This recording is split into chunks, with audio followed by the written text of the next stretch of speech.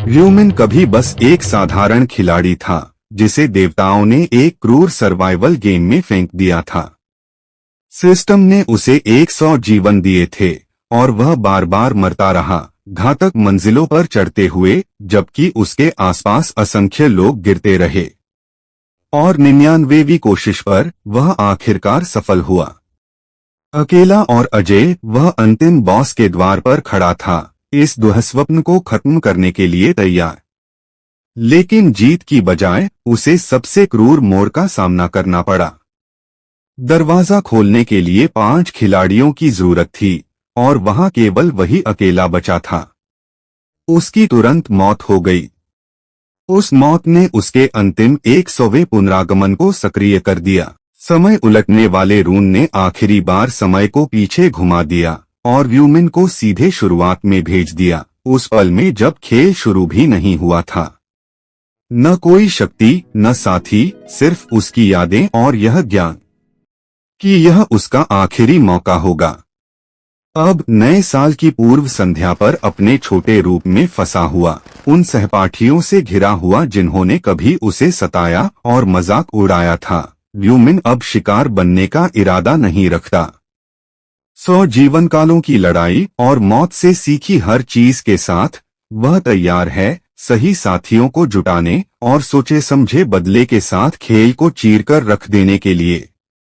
इस बार वह केवल जीवित नहीं रहेगा, न ही फिर से मरेगा, वह उन देवताओं को भी पराजित करेगा जो इस शापित खेल का आयोजन करते हैं। अचानक एक अजीब आवाज गूंजती है। मानवों का मजाक उड़ाते हुए वह आवाज उन्हें मूर्ख कहती है जो अपनी ही अहमियत में डूबे हुए हैं, बिना यह जाने कि आगे क्या होने वाला है। हर कोई सन्न रह जाता है और आवाज की दिशा में दौड़ता है। वहां वे एक चमकदार औरत को देखते हैं जो आकाश से धीरे धीरे उतर रही है, फरिश्तों जैसी आभा के साथ। वह उन्हें ऐसे देखती है मानो वे कुछ भी न हो और मनुष्यों की तुलना पिंजरे में फंसे दयनीय बंदरों से करती है। लोग मंत्रमुग्ध होकर उसे देखते रहते हैं। कुछ सोचते हैं कि यह कोई हाईटेक होलोग्राम है, तो कुछ उसकी दिव्य सुंदरता पर मोहित हो जाते हैं। लेकिन मिन, जिसने यह दृश्य 99 बार देखा है, अब इसे शानदार से अधिक अपमानजनक मानता है।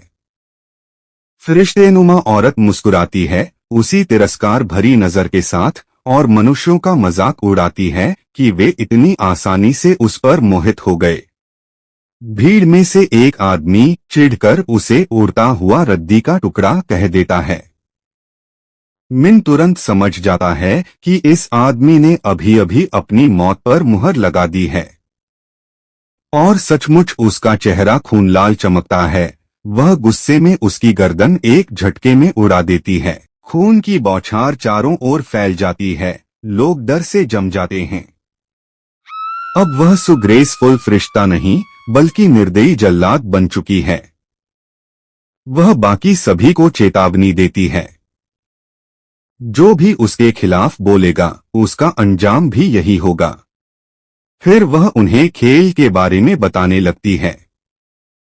कुल 20 राउंड होंगे, हर महीने एक। उनकी आत्माएं दूसरी दुनिया में भेजी जाएंगी जहां उन्हें दिए गए मिशन को पूरा करना होगा। मिशन पूरा करने पर वे वास्तविकता में लौट आएंगे, लेकिन उसने साफ कर दिया कि यह जीवित रहने की गारंटी नहीं है। केवल आधे लोग ही जीवित बाहर निकल पाएंगे। 18 मिलियन लोगों को चुना गया है। केवल 15 से 29 वर्ष की उम्र वाले ही लिए जाएंगे। बाकी सबको पीछे छोड़ते हुए केवल चुने हुए लोग ही लिए जाएंगे। तभी एक बूढ़ा व्यक्ति जोर जोर से हंस पड़ता है, चिल्लाते हुए कहता है कि वह तो बच गया। उसकी यह हरकत तुरंत योंग मिन के एक गुर्गे को चिढ़ा देती है। वह बूढ़े को कॉलर से पकड़ लेता है और लड़ाई शुरू करने की कोशिश करता है। योंग मिन तुरंत बीच में आता है और अपने आदमी को चुप करा देता है। वह उसे चेतावनी देता है कि अगर उसने हालात को समझने की कोशिश नहीं की तो यह उसके लिए सचमुच जानलेवा साबित होगा। तभी वह स्वर्गीय औरत घोषणा करती है कि 1.8 करोड़ 18 मिलियन लोग इस खेल में हिस्सा लेने वाले हैं और तुरंत ही टेलीपोर्टेशन प्रक्रिया शुरू कर देती है। हर कोई एक ऐसे स्थान पर पहुंच जाता है जहां वे एक दूसरे को देख नहीं सकते। वहां उन्हें आत्मा स्थानांतरण सोल ट्रांसफर से पहले अपना अवतार बनाने को कहा जाता है। वह चेतावनी देती है कि चुनाव सोच समझकर करें, क्योंकि दूसरा मौका नहीं मिलेगा। मिन वही अवतार चुनता है जो उसने पिछली 99 जिंदगियों में चुना था और उसे फिर से ब्लैक साइथ नाम देता है। पुष्टि करने के बाद वह खुद को एक हरी भरी घास के मैदान में खड़ा पाता है। वह इस शरीर को इतना लंबे समय से रखे हुए है कि अब यह उसे उसके असली शरीर से भी ज्यादा वास्तविक लगता है। तभी बाकी प्रतिभागियों को भी टेलीपोर्ट कर दिया जाता है। किसी के चेहरे पर ज्यादा डर नहीं दिखता, बल्कि एक लड़का तो इतराते हुए अपने दोस्त से पूछता है कि क्या वह उसके जैसा दिख रहा है। मिन पहले से ही जानता है कि मामला क्या है। सबने खुद को जितना संभव हो सके उतना आकर्षक और सुंदर बनाने की कोशिश की है, लेकिन अगर उनमें थोड़ा भी दिमाग होता तो जानते कि दिखावटी रूप बस उन्हें आसान शिकार बना देगा और एक बार जब वे मर जाएंगे तो हमेशा के लिए खत्म हो जाएंगे। मिन अभी सोच ही रहा था कि उसका पुराना बदमाश कहाँ है कि तभी योंग मिन प्रवेश करता है, एक चमचमाता बेहद मांसल शरीर दिखाते हुए। उसने फिर से सब कुछ झोंक दिया है, सबसे ताकतवर और भारी भरकम शरीर बनाने में।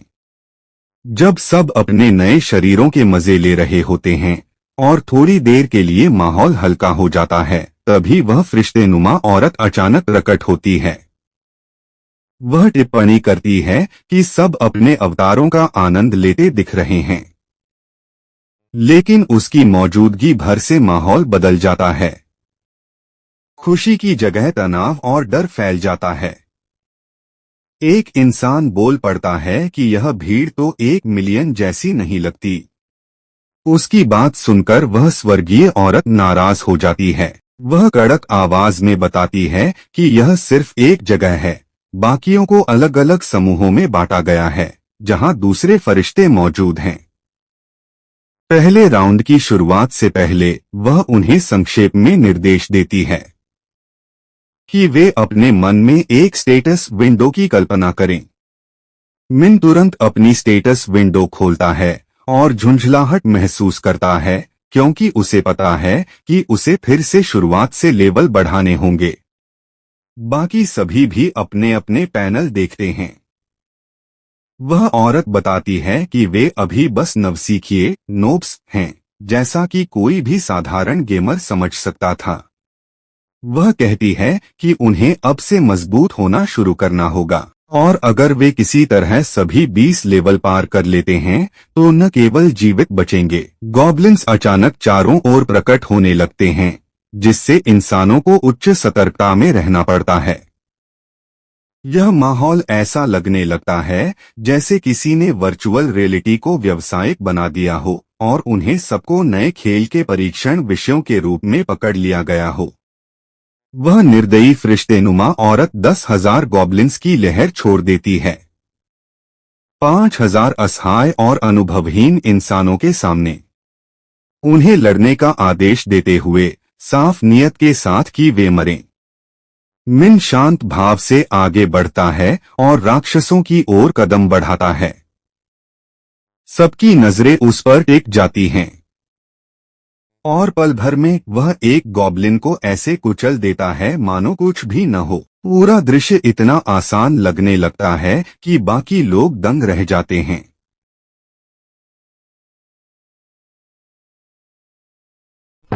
मिन जानता है कि पहला प्रभाव हमेशा याद रहता है और वह चाहता है कि सबको यह अच्छे से याद रहे कि वह कौन है।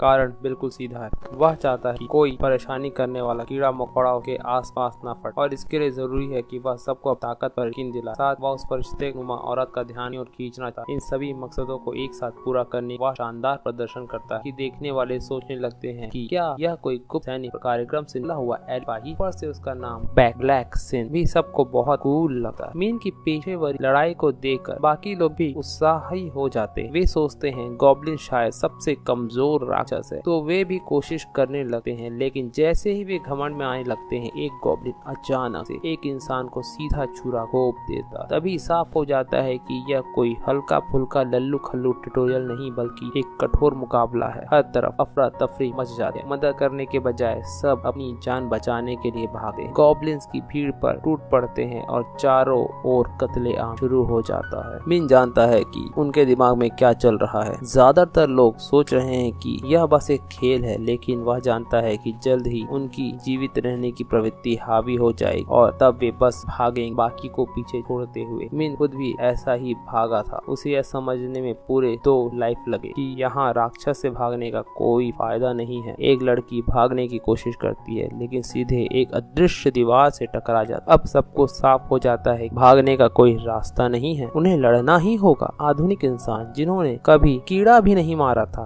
अब गॉब्लिन्स को मारने पर मजबूर थे, सिर्फ इसलिए कि वे जिंदा रह सके। उन्हें अपनी असली पहचान बदलनी पड़ रही। लोग एक एक करके मरने लगे और बचे हुए मदद की गुहार लगाते हैं। इसी बीच वह निर्दयी फरिश्ता उस हत्याकांड का मजा ले रही है। उसे पता है कि गॉब्लिन्स भले ही अकेले में कमजोर, लेकिन झुंड में और हथियारों के साथ वे डरावने राक्षस बन जाते हैं। वह मीन में दिलचस्पी लेने लगती है, ठीक जैसा उसने चाहा था। वह झुलझुलाती है। खिलाड़ियों की जानकारी सीधे नहीं देख सकती सिवाय उनके क्वेस्ट प्रगति के, लेकिन फिर भी ब्लैक साइज को देखकर उसे मजा आता है। मीन गॉब्लिन्स को बड़ी आसानी से काटता छाटता है जैसे वह बच्चों का खेल हो। उसका लक अब सिर्फ 1/4 बचा था और वह तेज हो जाता है, निर्दयता से मारते हुए, जब तक बाकी गॉब्लिन्स जान बचाकर भागने नहीं लगते। वह अपनी सांसें संभालता है और स्टेटस में खोलता है। अब वह केवल लेवल 4 पर पहुंचकर हर बार लेवल बढ़ने पर 2 स्टेट पॉइंट्स थे। मीन सारे पॉइंट्स स्पीड पर लगाता है। उसे पता है कि इस खेल में स्पीड बढ़ाने से हमला करने और चलने की गति दोनों ही बढ़ते हैं और उसके पिछले अनुभव ने उसे सिखाया है कि शुरुआत में स्पीड से ज्यादा अहमियत कोई स्टेट की नहीं है। और अब वह सोचता है कि समय बर्बाद नहीं करना चाहिए। वह अपनी ब्लेड को फेंक देता है जो बूमरैंग की तरह लौटती है और कई राक्षसों को काट दे। बाकी गॉब्लिन्स डर कर जम जाते हैं। मिन उन्हें भी खत्म कर देता है और क्वेस्ट पूरा कर लेता है। पहला राउंड उसके लिए आसान रहा। अब वह सोचता है कि उसे ऐसा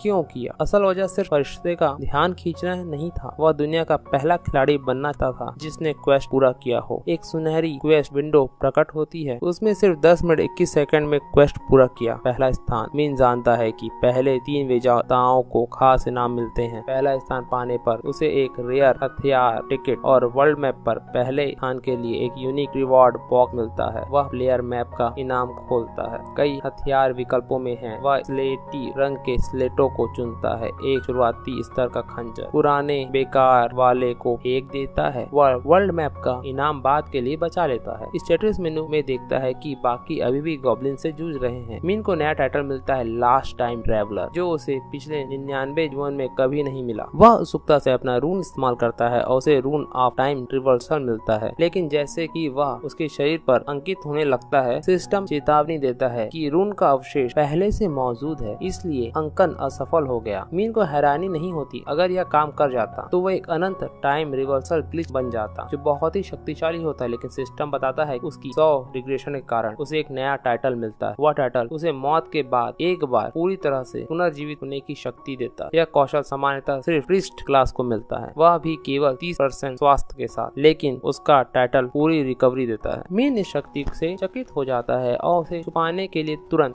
हाइट फीचर का सोचता है और किसी ने क्वेस्ट पूरा किया या नहीं। उसे योंग मिन अपने दोस्तों के साथ लड़ते दिखता है और जान जाता है कि वह भी इस राउंड से बच जाएगा। जैसे ही इंसानों की संख्या गॉब्लिन्स के बराबर पहुंचती है, फरिश्ता और गॉब्लिन्स बुला लेती है। इस बार 50,000 मानव बुरी तरह दब जाते हैं। गिरे हुए इंसानों के शव गायब होने लगते हैं। उनके प्रियजन निराशा में चीखते हैं। आखिरकार क्वेस्ट काउंट 5000 से पार हो जाता है और गॉब्लिन्स गायब हो जाते हैं, जो भी हवा में गायब हो जाते हैं। पीछे कोई निशान नहीं छोड़ते। एक आदमी चीखता रहता है कि उसे बस एक गॉब्लिन्स और मारना था, लेकिन नियम नहीं बदलते। हर राउंड में सिर्फ आधे ही आगे बढ़ते हैं। बचे हुए भयभीत खड़े हैं। फरिश्ता कहता है कि उन्हें अपनी जिंदगी के लिए आभारी होना चाहिए और चेतावनी देती है कि अगर अगला राउंड पार करना है, कि अगर वे दूसरी बारी तक पहुंचना चाहते हैं कि तो उन्हें और मेहनत करनी होगी। उन्हें जाने से पहले सिस्टम उनके इनाम और लीडर बोर्ड दिखाता है। हर किसी को 1000 गोल्ड कॉइन मिलते हैं जिन्हें वे केवल लेवल 10 पर पहुंचने के बाद आइटम खरीदने में इस्तेमाल कर सकते हैं। लीडर बोर्ड की वजह से अब हर कोई हमारे हीरो के बारे में जान जाता है। ठीक जैसे उसने योजना बनाई थी, उसका पहला स्थान एंजल का ध्यान खींच लेता है और वह उससे पूछती कि वह इतना शक्तिशाली कैसे हो गया, क्या उसे कोई असामान्य ऋण मिला है। ब्लैक साइड उसकी खिल्ली उड़ाते हुए पूछता है कि क्या वह देख नहीं सकती कि उसे कौन सा ऋण मिला है। यह सुनकर परी औरत तुरंत अपना रवैया बदल देती है और सब कुछ जानने का दावा करती है ताकि अपनी प्रतिष्ठा बनाए रख सके। मिन फिर परी से सवाल पूछने की अनुमति मांगता है और कहता है कि पहले स्थान आने पर जो इनाम उसे मिलता है वह उसके लिए बहुत कम है। यह सुनकर वह एंजल महिला क्रोधित हो जाती है। वह मिन से अपने शब्द दोहराने को कहती है और मिन बिना झिझके दोहराता है, जिससे वे और अधिक गुस्सा हो जाती है। वह तिलमिलाती हुई उठती है कि एक साधारण इंसान गॉब्लिन को हराने के बाद भी इनाम से असंतुष्ट कैसे हो सकता है। गुस्से में वह मिन का सर उड़ाने के बारे में सोचती है, लेकिन उसे याद आता है कि वह अपना यह घातक पत्ता पहले ही इस्तेमाल कर चुकी है और यह अधिकार केवल एक बार के लिए था। वह इस बात पर पछताती है कि इसे एक और इंसान पर उसने बर्बाद कर दिया। तभी उसके दिमाग में एक नया विचार आता है। वह मीन से पूछती है कि क्या उसे सच में बेहतर इनाम चाहिए। वह बताती है कि सामान्यतः नियम उसे ऐसा करने की अनुमति नहीं देता, लेकिन शायद वह एक अपवाद बना सकती है। वह बाकी इंसानों से इंतजार करने को कहती है क्योंकि उसे मिन से निजी तौर पर बात करनी। भीड़ में अफरा तफरी मच जाती है। लोग सोचने लगते हैं कि क्या इस खेल में सौदेबाजी करना आम बात है। कुछ लोग यह भी सोचने लगते हैं कि उन्हें भी उससे बेहतर इनाम मांगना चाहिए था। वे शक करने लगते हैं कि मिन को कितना अच्छा इनाम मिलने वाला है और कई लोग उसकी किस्मत से ईर्ष्या करने लगते हैं। मिन उस परी के पीछे जंगल में चला जाता है, लेकिन सावधानी से दूरी बनाए रखता है। वह नोटिस करती है कि मिन ऐसा कर रहा है और वह उसे पास आने की इजाजत देती है। अंदर ही अंदर वह इंसानों को कीड़े मकोड़े समझती है जो सिर्फ डांटे जाने पर ही आज्ञा मानते हैं, लेकिन इस बार वह अपने गुस्से को दबा देती है। उसे पता है कि वह गेम सिस्टम से छेड़छाड़ नहीं कर सकती क्योंकि उसे उच्च अस्तित्वों ने बनाया है। उसके चेहरे पर एक धृत मुस्कान फैल जाती है क्योंकि वह एक दुष्ट योजना बनाती है। एक निश्चित जगह पर पहुंचने के बाद उसका इरादा मिन को मार डालने का होता है। उसे पता है कि निजी कारणों से किसी इंसान को मारना गंभीर समस्या पैदा कर सकता है। आखिरकार उसके पास ऐसा करने का अधिकार नहीं है और गेम में बाधा डालने पर उसे सजा भी मिल सकती है। किसी भी परिणाम से बचने के लिए उसे बस एक सुनिश्चित करना होगा कि इसका कोई गवाह न हो। लेकिन जब वह सुरक्षित जगह पर पहुंचती है और मुड़कर देखती है तो अचानक एक जोरदार मुक्का उसके चेहरे पर आ गिरता है और वह जमीन पर गिर जाती है। उसके शरीर से अजीब सुनहरा तरल बहने लगता है और वह अधिक गुस्से में आ जाती है। गुस्से और प्रतिशोध में डूबी हुई वह मिन पर हमला करने की कोशिश करती है, लेकिन अचानक वह बिना किसी निशान के गायब हो जाता है। मिन चुपचाप उसके पीछे आ जाता है और अचानक उसकी पकड़ में ले लेता है। एक हाथ उसके पंख पकड़कर और दूसरे से उसका गला दबाकर उसे वहीं रोक देता है। वह चीखती है, रुक जाओ, लेकिन मिन नहीं रुकता। धीरे धीरे वह के पंख एक एक करके तोड़ देता है और उसे ताना मारता है कि क्या यह दर्दनाक है। परी गुस्से और भ्रम में उसे पूछती है कि क्या वह पागल हो गया है। मिन एक हल्की मुस्कुराहट के साथ कहता है उसे पहले से पता था कि उसने अपने पंखों में एक खंजर छुपा रखा है और उसे मारने की योजना बना रही है। परी सब कुछ नकारती है और कहती है कि उसका ऐसा कोई इरादा नहीं था, लेकिन मिन उसे उसके असली नाम बेल से पुकारता है और चेतावनी देता है कि उससे झूठ बोलने का कोई फायदा नहीं होगा। यह सुनकर बेल घबरा जाती है और सोचने लगती है कि एक इंसान को आखिर उसका नाम कैसे पता चल गया। तभी मिन का छिपा हुआ हथियार निकालता है और उसे और डराता है। बेल घबराकर ब्लफ करने लगती है और धमकी देती है कि वह अपनी उंगलियों के इशारे से उसका सर फोड़ सकती है, लेकिन मिन तुरंत कहता है कि वह अपनी शक्ति पहले ही इस्तेमाल कर चुकी। सुनकर बेल बुरी तरह घबरा जाती है और सौदेबाजी करने लगती। वह बहाने बनाती है और कहती है कि उसके दोस्त मिन को जिंदा नहीं छोड़ेंगे, लेकिन मिन उसकी झूठी बातों को तुरंत पहचान लेता है। वह बेल से कहता है कि कोई उसकी मदद करने नहीं आएगा क्योंकि उसके सभी तथाकथित परी दोस्त सिर्फ स्वार्थी हैं और उसके मरने पर भी उंगली नहीं उठाएंगे। बेल कहती है कि अगर वह उसे मार डालेगा तो इंसानों का नुकसान होगा क्योंकि बिना परी के वे घर नहीं लौट पाएंगे। लेकिन मिन कहता है कि सिस्टम खुद ही इनाम घोषित होते ही खिलाड़ियों को वापस भेज देता है और इसके लिए उसकी अनुमति की कोई जरूरत नहीं है। बेल भीख मांगने लगती है और कहती है कि वह कोई भी जानकारी देने को को तैयार है, बस उसे जिंदा रहने दिया जाए। लेकिन मिन शांत भाव से कहता है कि पहले से उसे सब कुछ पता है। परी जैसे लोग तो बस मोहरे हैं जिन्हें खिलाड़ियों का मार्गदर्शन करने के लिए रखा गया है, इसके अलावा उनका कोई महत्व नहीं है। मिन उसे बख्शता नहीं और अपनी तलवार सीधे उसके आर पार घोंप देता है, जिससे बेल हमेशा के लिए खत्म हो जाती है। सिस्टम मिन को सूचित करता है कि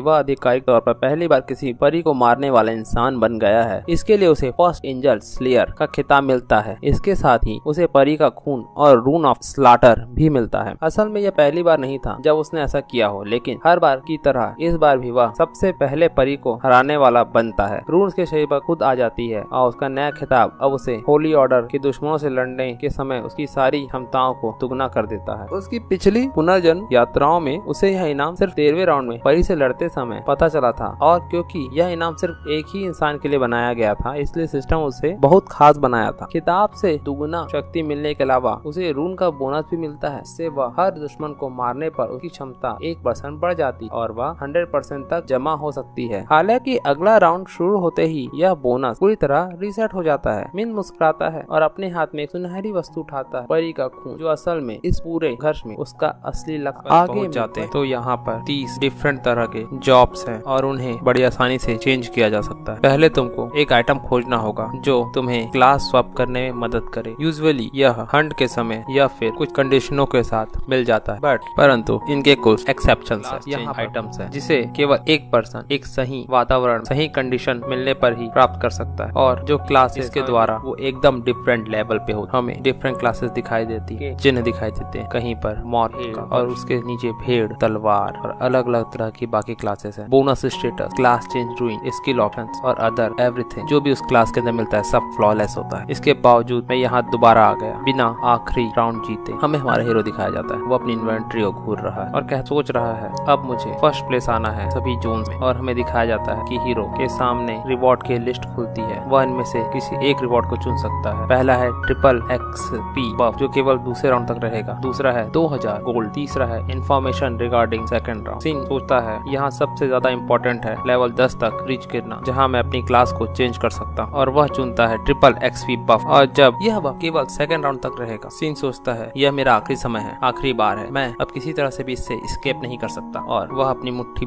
उस एंजल को देखता है जो गायब हो रही और सोचता है मुझे और स्ट्रॉन्ग बनना होगा चाहे कुछ भी हो जाए। उसके सामने वह स्ट्रेंजर परी गायब हो जाती और एक पॉपअप शो होता है। फर्स्ट राउंड ओवरऑल सभी एरिया से सर्वाइवल है 900 करोड़ लोग, और एरिया है ESKS 45 से 5, सर्वाइवर्स 5143। और बताया जाता है कि प्लेयर्स की सोल उनकी ओरिजिनल बॉडी में जल्दी ही ट्रांसफर कर दी जाएगी। और सेकंड राउंड होगा 1 फरवरी और हम मिलेंगे आपसे सेकंड राउंड में। Congratulation, celebration. आगे हमें लोग अपनी ओरिजिनल बॉडी में आते हुए दिखाई देते हैं, सभी हैरान है, सबकी आंखें फटी हुई, और वो अपनी उसी जगह वापस लौट आए हैं जहाँ से वो गए थे, न्यू ईयर सेलिब्रेशन जगह से। तभी वो लड़का सोचता है आखिर क्या हुआ था, क्या सभी लोग पास आउट हो गए थे मेरी तरह, क्या मैं पास आउट हो गया था, क्या मुझे एक ऐसा सपना दिख रहा था जो सचमुच का था। सभी अपने सर पे हाथ रखे उठ रहे। वह लड़का सोच रहा कि मेरा सर फट जाएगा। मुझे एक बड़ा अजीब सा ड्रीम दिखाई दिया। वह अपनी घड़ी को देखा जिसमें 5:20 हो रहे थे, संडे और जनवरी 1 नया साल। वह सोचता है इतने समय रात 12 बजे से लेके सुबह 5:20 तक मैंने उस सपने में जिया। बाकी लोग बोल रहे हैं मेरा सर, मेरी पूरी बॉडी दर्द कर रही है। एक कहता है तुम उठ गए। दूसरा पूछता है लड़के से योंग मिन, क्या मैं बेहोश हो गया था? योंग मिन कहता है हाँ, सभी कोई यहाँ बेहोश हो गए थे। दूसरा लड़का कहता है क्या हम सब? क्या हुआ था? मुझे एक बड़ा अजीब सा सपना दिखाई दिया। दूसरा कहता है मुझे भी अजीब सा सपना दिखाई दिया। और पूछते हैं योंग मिन तुम्हारे बारे में क्या? योंग मिन पीछे मुड़ता है, बोलते हैं हाँ, पर मुझे लगता है हम सचमुच में वापस आ गए हैं। कुछ लोग कह रहे हैं मैं जिंदा हूँ, मैं जिंदा हूँ। क्या हम अभी गॉब्लिन से लड़ रहे थे? ओह मेरा सर। तो सबको समझ में आता है कि यह कोई ड्रीम नहीं था, ये रियलिटी। और जो पहला राउंड और गॉब्लिन वो सब कुछ सच, और ये सब दोबारा होगा 1 फरवरी को। लोग एक दूसरे को गालियां दे रहे हैं। तभी बगल में कोई लेटा पड़ा। कुछ लोग अभी तक उठे नहीं थे, कुछ लोग उन्हें उठाने की कोशिश कर रहे थे, ये अभी तक उठ क्यों नहीं रहे हैं। हाँ, तभी उन्हें एक घटिया रियलिटी का एहसास होता है। जो लोग राउंड में सरवाइव नहीं कर पाए थे वो सचमुच में इस दुनिया में मर चुके थे, और ये एहसास ही उनके रोंगटे खड़े करने के लिए काफी था। उनके हाथ कांपने लगते हैं और ये एहसास उनकी सिट्टी पिट्टी गूल कर देता है। मतलब वहाँ मरना और यहाँ मरना सब एक बराबर है, और वहाँ पर वे सभी लाशों के बीच खड़े ये एहसास उनकी उनकी रूह कब जाती। किसी ने अपने चहेतों को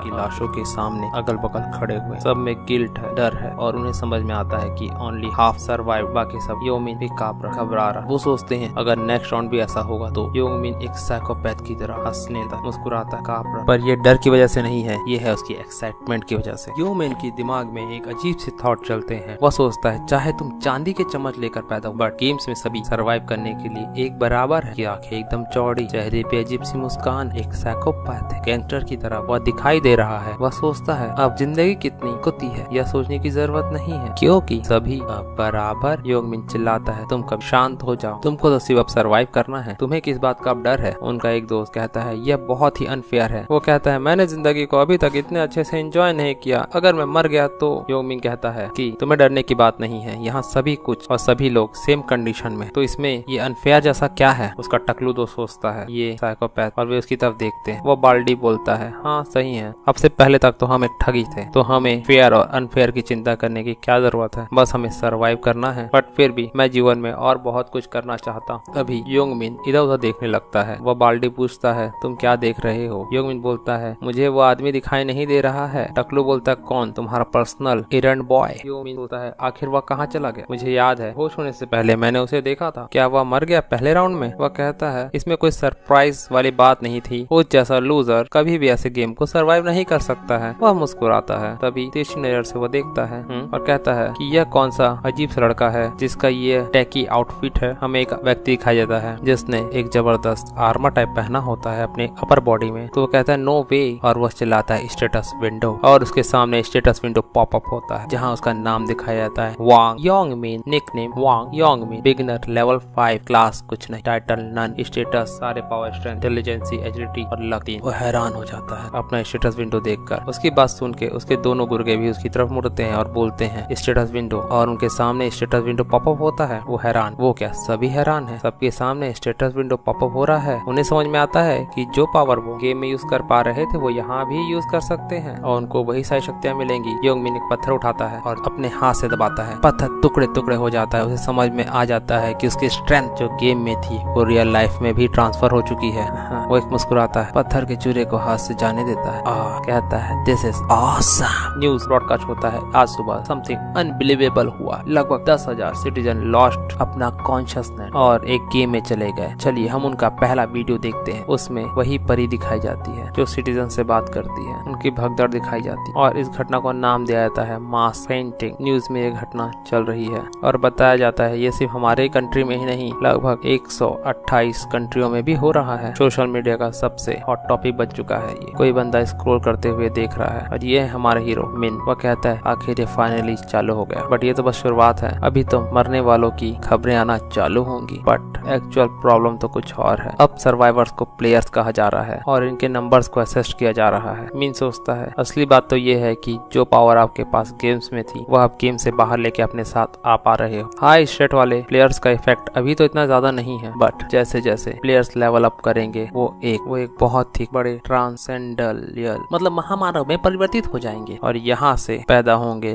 लिटरल ह्यूमन वेपन और कोई भी मिलिट्री पावर इन पे कंट्रोल नहीं कर पाएगा। और मैं भी आराम से बैठना नहीं चाहूंगा जब ये दुनिया एक कायोस में परिवर्तित हो, क्योंकि अगर मैं ऐसे शांत बैठूंगा तो ये दुनिया राउंड 20 से भी पहले खत्म हो जाएगी। और यहाँ केवल एक ही तरीका है प्लेयर्स को कंट्रोल करने का और वो है ओवरवेलमिंग फोर्स से। ऑफ कोर्स मैं अपनी लाइफ के प्रीवियस लाइफ के दूसरे तरीकों को यूज करूंगा। और उसे याद आता है कि 5 प्लेयर्स की जरूरत थी बॉस रूम को ओपन करने के लिए और उसे कुछ कैंडिडेट उसके माइंड में है, ये बात सोचता है और वो कहता है ये टाइम नहीं है इस बारे में एक्ट करने का। वो आगे बढ़ता है क्योंकि अभी मिंग के पास और भी इम्पोर्टेंट टास्क है कंप्लीट करने के लिए। मिंग एक घर के दरवाजे के सामने खड़ा है। वो अंदर एंट्री करता है, देखता है कि आज भी डिनर में इंस्टेंट नूडल खाया गया है। डो बंद करके वह देखता है कोई सो रखा है बिस्तर में नीचे चटाई पर। आखिर ये इतनी गहरी नींद में कैसे सो सकता है जिसका भाई अभी तक घर नहीं लौटा है। ये है रूवन, हमारे हीरो का छोटा भाई, 3rd year of middle school में। हीरो बताता है हमारी नॉर्मल फैमिली बहुत बदल गई जब हमारे माता पिता एक कार एक्सीडेंट में मारे गए और जो सबसे बड़ा परिवर्तन हुआ वह यह था कि मैं एक लौता गार्डियन बन गया अपने छोटे भाई का। हमें उसके भाई के हाथों में चोट के निशान, पीठ में चोट के निशान साफ दिख रहे। वह उसके बैंडेज को लगाता है और उसका भाई धीरे से आंखें खोलता है, कहता है भाई। मिंग कहता है वॉनी वेक अप, सुबह हो गई है। वॉनी बोलता है ओ पर अभी तो केवल 6 बजे है। योंग मिन उसके चादर को खींचता है। वानी हैरान है। मिंग कहता है हमारे पास सोने का समय नहीं है, चलो। वानी कहता है क्या हुआ? वो अपना सामान पैक करते हैं। मिंग कहता है मैं तुमको सब कुछ बताऊंगा, पहले अपने कपड़े बदल लो। उसका भाई दोबारा पूछता है जमाई लेते हुए, आखिर क्या हुआ है इस दुनिया में? अभी तो सूरज को दोखने दो, मुझे सुना है। मिंग कहता है सुनो मैं जो बोल रहा हूँ ध्यान से, ये सोने का समय नहीं है, आराम से। ये पूरी दुनिया है कचरे में और मैं पित्तल थी। वानी कहता है मुझे तो लगा था तुम बेल्ट टोलिंग सेरेमनी जैसा कुछ देखने गए थे, कुछ हुआ है कि वहाँ पे? मिंग कहता है चलो बस बाहर आओ, हम चलते चलते बात करेंगे। वो बाहर निकलते हैं। वानी भी ड्रेस चेंज करके उसके साथ पीछे पीछे आने लगता है। वानी मिंग को क्यूरियोसिटी भरी निगाहों से देख रहा है और सोच रहा है आखिर क्या हुआ ऐसा जो मेरा भाई हो गया इतना सीरियस, कैसा? मिंग कहता है वानी तुमको शायद पता नहीं है कि दुनिया में क्या हुआ। वानी कहता है तुम मुझे डरा रहे हो, मेरे सोते तक क्या दुनिया इतनी बदल गई? मिंग कहता है यकीन नहीं हो रहा तो अपने ट्रेंडिंग सर्च को देखो। वानी मोबाइल खोलता है, सर्चेस को देखता है, कहता है ये सब क्या है? एंजल अपीयर, दूसरी दुनिया। मिंग कहता है प्रिसाइजली, केवल उनकी सोल ही दूसरी दुनिया में गई थी। वानी कहता है डोंट टेल मी, तुम भी? मिंग कहता है हाँ, और मैं बड़ी मुश्किल से बचकर आ पाया 100 गॉब्लिन्स को मारने के बाद। वानी कहता है व्हाट, सच में? तुम्हें कहीं चोट तो नहीं लगी? मिंग कहता है मेरे बारे में चिंता मत करो। वानी कहता है आखिर कैसे ना करूं? एक छोटे भाई की तरह उसकी आंखों में उसके लिए फिक्र साफ साफ दिखाई दे रही है। उसे अपने माता पिता याद आते हैं और वह मन में सोचता है आखिर तुम मेरी इकलौती फैमिली हो। वानी सोचता है ऑफ कोर्स, मुझे पता है कि तुम्हारे पास आंतरिक शक्ति किसी और से बहुत ज्यादा है, इतनी कि तुम मम्मी पापा के जाने के बाद की खाली जगह को भर सकते, बट इनर स्ट्रेंथ और 100 गॉब्लिन्स को मारना दोनों ही अलग मैटर, और तुम फिजिकली इतने स्ट्रॉन्ग भी नहीं हो। मिंज बोलता है मुझे पता है तुम क्या सोच रहे हो। वानी बोलता है अच्छा, that place that has a status system like game, तो एक्चुअल फिजिकल कंडीशन वहाँ मैटर नहीं करती, सो मेरे बारे में चिंता करना छोड़ो। वानी बोलता है अच्छा तो ये सब ऐसा था? फिर भी हीरो बोलता है मैं तुमसे शर्त लगा सकता हूँ कि बाद में मैं कैसा होऊंगा, कितना शक्तिशाली तुम सोच भी नहीं सकते, और कहता है फॉलो मी अगर तुम्हें जानना है। वानी कहता है नो, मैं एक कदम भी आगे नहीं बढ़ाऊंगा जब तक मुझे ये नहीं बताओगे कि हम कहाँ जा रहे हैं। मिंग उसके हाथ के घाव को देखता है और कहता है बैंक अपने भाई से हम जा रहे हैं बैंग तेंग्यू गैंग के हेड से मिलने। ऐसा बोल हमारा हीरो अपनी तेज नीली नजरों से भाई की ओर देखता है। बैंग तेंग्यू तुम्हें परेशान कर रहा है ना? वॉन बोलता है बड़े भैया तुम्हें ये कैसे पता? वह हैरान है। वन बोलता है यू नो, उसकी बात बीच में काट हमारा हीरो बोलता है डैन तुम्हें क्या लगता है मुझे पता नहीं चलेगा? दोनों भाई एक दूसरे को देख रहे हैं। वॉनी थोड़ा सा परेशान है। वॉन सोचता है मन में मैं इस बात को इतना ऑब्वियस नहीं बनाना चाहता था कि मैं बुली हो रहा हूँ। उसकी आंखों में गिल्ट है कि मैं अपने भाई को शायद परेशान कर रहा हूँ या परेशानी में डाल रहा हूँ, क्योंकि मेरा बड़ा भाई पहले से ही बहुत सारी परेशानियों में है। वॉनी के चेहरे में गिल्ट साफ दिख रहा है, बट हमारा ये सोचता है मुझे माफ करना भाई, मुझे ये उस समय तक पता नहीं था जब तक मैं पिछली बार सबसे पहली बार पहला राउंड जीत के आया था, तब मैं अपने रूम में आके सो गया था और फिर कुछ घंटे बाद तुमने मुझसे कहा कि भाई मैं थोड़ी देर बाहर से खोकर आता हूँ, और मेरी नींद उस तेज बजते हुए फोन के रिंगटोन ने खोली। तब मुझे पता चला कि ये कॉल हॉस्पिटल से। हॉस्पिटल में जब मैं पहुंचा तो वहाँ मुझे पता चला कि तुम घर तो वापस आए लेकिन अंधे होकर, क्योंकि बैंग तेंग्यू ने तुम्हें इतनी बुरी तरह से मारा था और मैं कुछ नहीं कर पाया था क्योंकि मैं बहुत ज्यादा कमजोर और बेवकूफ था कि मैं अपने छोटे भाई को भी प्रोटेक्ट नहीं कर पाया। Sorry, I am sorry. ये हमारे हीरो के मन के ख्याल है जो उसने अपने पहले राउंड में पहले रिग्रेशन में सोचे थे, पर अब तुम्हें कोई भी परेशान नहीं कर पाएगा दोबारा, never ever again, no one. आगे दिखाया जाता है बैंग तेंग्यू के हाइडआउट। बाहर कुछ तेज मारने की आवाजें आ रही, लगता है अंदर कोई किसी को कूट रहा। एक लात, एक शरीर और कुछ गालियां। कमीनो, तुम सबको मैंने 2 लाख रुपए लाने के लिए कहा था, तुम उसे अब तक क्यों लेकर नहीं आए? एक मुर्गी के बालों वाला बंदा उंगली दिखाते हुए कुछ लोगों को बोल रहा है। वो मोटा बंदा करा रहा है और वो दूसरा बंदा बूली जो खुद एक मोटा है वो बोल रहा है तुम कमीनो, तुम्हें मैंने कहा था ना मुझे पैसे चाहिए तो चाहिए, मेरा पैसा इतने लागूंगे हो गए हो क्या? कोई रिप्लाई क्यों नहीं देते? और एक लात भड़ दोबारा। ये बंदा है बैंग तेंग्यू, उसके साथी सोच रहे हैं, उसके साथी आपस में बोल रहे हैं बैंग तेंग्यू बड़ा ही निर्दयी है, इसीलिए तो आसपास स्कूल के भी जो बड़े सीनियर्स हैं वह उसका कुछ नहीं बिगाड़ पाते और उसके सामने नतमस्तक हो जाते हैं, सर झुका दे। ये बात एक बॉब कट वाला बंदा बोल रहा। 2 और बंदे उसको घूर रहे और ये दोनों धीरे धीरे फुसफुसा रहे हैं। एक बंदा बोलता है चाहे कुछ भी हो जाए हमें तेंग्यू के आगे ज्यादा मस्ती नहीं करनी चाहिए। तेंग्यू बोलता है कमीनो, कुत्तों, मुझे उन पैसों से एक मोटरसाइकिल खरीदनी, तुम लोग किसी काम के नहीं हो। उसके चेहरे में बड़ा ही फ्रस्ट्रेशन दिख रहा है, जैसे कि उसने इतनी मेहनत की और उसे पैसे नहीं मिले, भले ही वह दूसरों के पैसों पे पल रहा हो। बुल्ला बुल्ला। तेंग्यू आगे बढ़ता है, उसके साथी थोड़े से हैरान है। वो कहता है क्या यहाँ कोई और तरीका नहीं है जहाँ से मुझे पैसे मिल सके? वो अपने साथियों से पूछता है। उसके साथी सोचते अच्छा कहीं से पैसे कैसे? तभी तेंग्यू बोलता है हाँ मुझे एक मेथड याद आया। उसके साथी सोच रहे हैं कौन सा मेथड? तभी पार्डी बोलता है ओह यहाँ वो कमीना तुम्हारा गुलाम तेग्यू याद है? तेग्यू उसकी तरफ देखता है। दूसरे के चेहरे पे खुशी है। ये किसकी बातें कर रहे हैं? वो कर्ली हेयर्ड बंदा, तुम उसे कॉल क्यों नहीं करते? तेग्यू बोलता है वो दुष्ट युवान, क्या विडम्बना है, एक दुष्ट बेचारा सीधे साधे को दुष्ट बोलता है। तेग्यू बोलता है हाँ, एक कुटिल स्माइल के साथ, मैं तो उसे कॉल करने वाला था। देखो कमीनापन उसके चेहरे पे साफ झलक रहा। उसे इस नए साल पे पीटना बच्चा है, मुझे उसे पीटना होगा, हम उसी से मनी ले लेंगे, पैसे ले लेंगे। या वह बाल्डी बोलता है। तेग्यू के दोनों साथी बहुत खुश हो रहे हैं आपस में। दूसरा बोलता है हाँ ये काम कर जाएगा। तभी तेग्यू बोलता है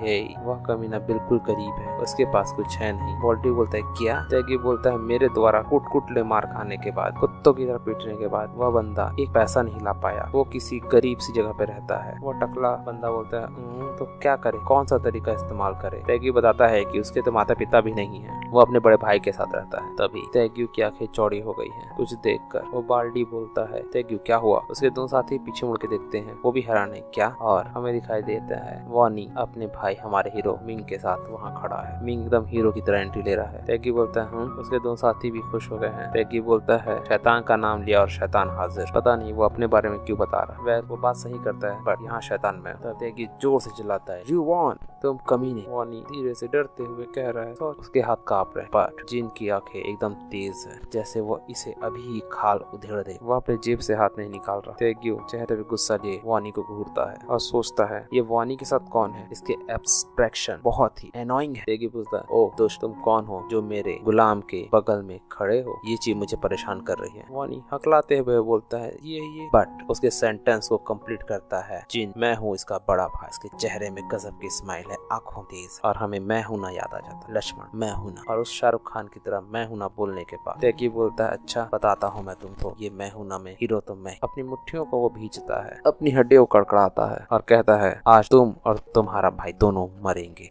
तभी तेग्यू नीचे देखता है, उसका साथी मुस्कुरा रहा है और उसके तेग्यू के जो गुर्गे हैं वह आगे बढ़ते हैं उन्हें पीटने के लिए कि आज तो होगा कत्लेआम। एक पूछता है वॉन क्या तुम्हारा भाई फाइटिंग में अच्छा है? जिन ने अभी तक अपने जेब से हाथ नहीं निकाला था, उसका हाथ के जैकेट में ही एक बंदा जिन के सामने आके उससे अपनी हाइट नापता है। ओह तुम तो बहुत छोटे से। बट अचानक एक बूम मुक्का उस मास्क वाले आदमी के चेहरे पे लगता है और वह खून थूकता हुआ गिर जाता है सीधे। बाकी लोग हैरान हैं। दूसरा बंदा बॉब कट उसके ऊपर कूदता है, बट वो हमारे हीरो के सामने कहाँ टिकने वाला था। जिन हल्का सा साइड होता है और एक जोरदार मुक्का उसके टेम्पल पे दे मारता है। वह साइड फेंकाता है दूर हवा में उड़ते हुए। तभी दूसरा तुम कमीने तुम्हारी हिम्मत कैसे हुई? वो मास्क वाला बंदा खड़ा होता है, वो टकला उसकी तरफ कुटिल स्माइल मरो करके दौड़ता है। बट जिन दोनों को एक एक मुक्के में डिशुम हराशाई कर देता है। तीनों ही जमीन पे गिरे हुए हैं। इधर तेग्यू शायद एक्साइटमेंट में कांप रहा है और वो हंसता है कोई तो मिला। तेग्यू पूछता है ये तो बस एक नर्ड है, इसने शायद कहीं से बॉक्सिंग या कुछ ऐसा ही सीखा है और इस स्किल के साथ ये मुझसे लड़ने आया है। तेग्यू बोलता है ओए वानी के बड़े भाई, तुम अपने आप को इतना हीरो इसलिए समझ रहे हो कि तुमने कहीं से बॉक्सिंग या ऐसा कुछ सीख के आए हो, पर तुम्हें नहीं पता तेग्यू हाइट में हमारे हीरो से काफी लंबा चौड़ा और टकट्टा है। वो कहता है कि बॉक्सिंग में वेट क्लास की एक अहमियत हो। तभी हमारा हीरो कहता है लगता है तुमने न्यूज नहीं देखा। और तेग्यू बोलता है कौन सी न्यूज? उसे पता नहीं था वो मास और प्लेयर वाली चीजों के बारे में। हीरो बोलता है तुझे कुछ नहीं पता। तेग्यू बोलता है कौन सी न्यूज कमीने? और उसके बाद मुक्का लेके बढ़ता है। बूम साइड हट के उसके मुक्के को डॉज करते हुए जिंग उसके सारे अटैक को डॉज कर लेता है। तेग्यू बोलता है तुम भागती गिलहरी, कभी किक कभी पंच और गालियां लगातार चल रही हैं, पर कोई भी कुछ भी जिन को छू नहीं पा रही। हाफ हाफ के तेग्यू की आंखें धुंधली पड़ गई। तेग्यू बोलता है सब कुछ तो गड़बड़ है, कुछ तो गड़बड़ है। मैं उसकी सांसें फूल रही है, उसे अच्छे से दिखाई नहीं दे रहा है। मैं एक भी पंच हिट क्यों नहीं कर पा रहा हूँ? अगर तुमने न्यूज देखा होता तो हमारे हीरो के हाथ में एक ब्लू ऑरा दिखाई देता है। उसने मुट्ठी बंद की और कहता है तुम मुझ पे हमला करने की सोचते भी नहीं। और एक जबरदस्त पंच तेग्यू के चेहरे पड़ता है और उसका वेट क्लास धरा का धरा रह जाता, क्योंकि जिन है एक आहो के साथ। वह पंच तेग्यू उसकी औकात एहसास दिलाने के काफी था। तेग्यू हिल जाता है और कहता है तुम, लेकिन उसका ये बोलने से पहले एक दूसरा पंच तेग्यू मारने की कोशिश करता है। बट हमारा हीरो जिसने अपने सारे पॉइंट अपनी एजिलिटी में डाल के रखे थे, उसकी स्पीड इतनी ज्यादा थी कि तेग्यू का पंच सिर्फ हवा को लगता है और वुश एक और पंच तेग्यू के गाल पे धड़ाम धड़ाम धड़ाम धड़ाम। तेगियो अपने हाथ को मुंह में रख लिया है और कांप रहा है। उसके पैर लड़खड़ा रहे हैं और वो बोलता है, क्या तुम्हें लगता है कि एक सिंगल पंच से मैं गिर जाऊंगा? तेगियो के नाक और मुंह से खून बह रहा, दांत टूट चुके और इसने उसे गुस्सा दिलाने के लिए काफी था। वो पागल हो जाता है, जोर से चिल्लाता है, मैं तुम्हें मार डालूंगा।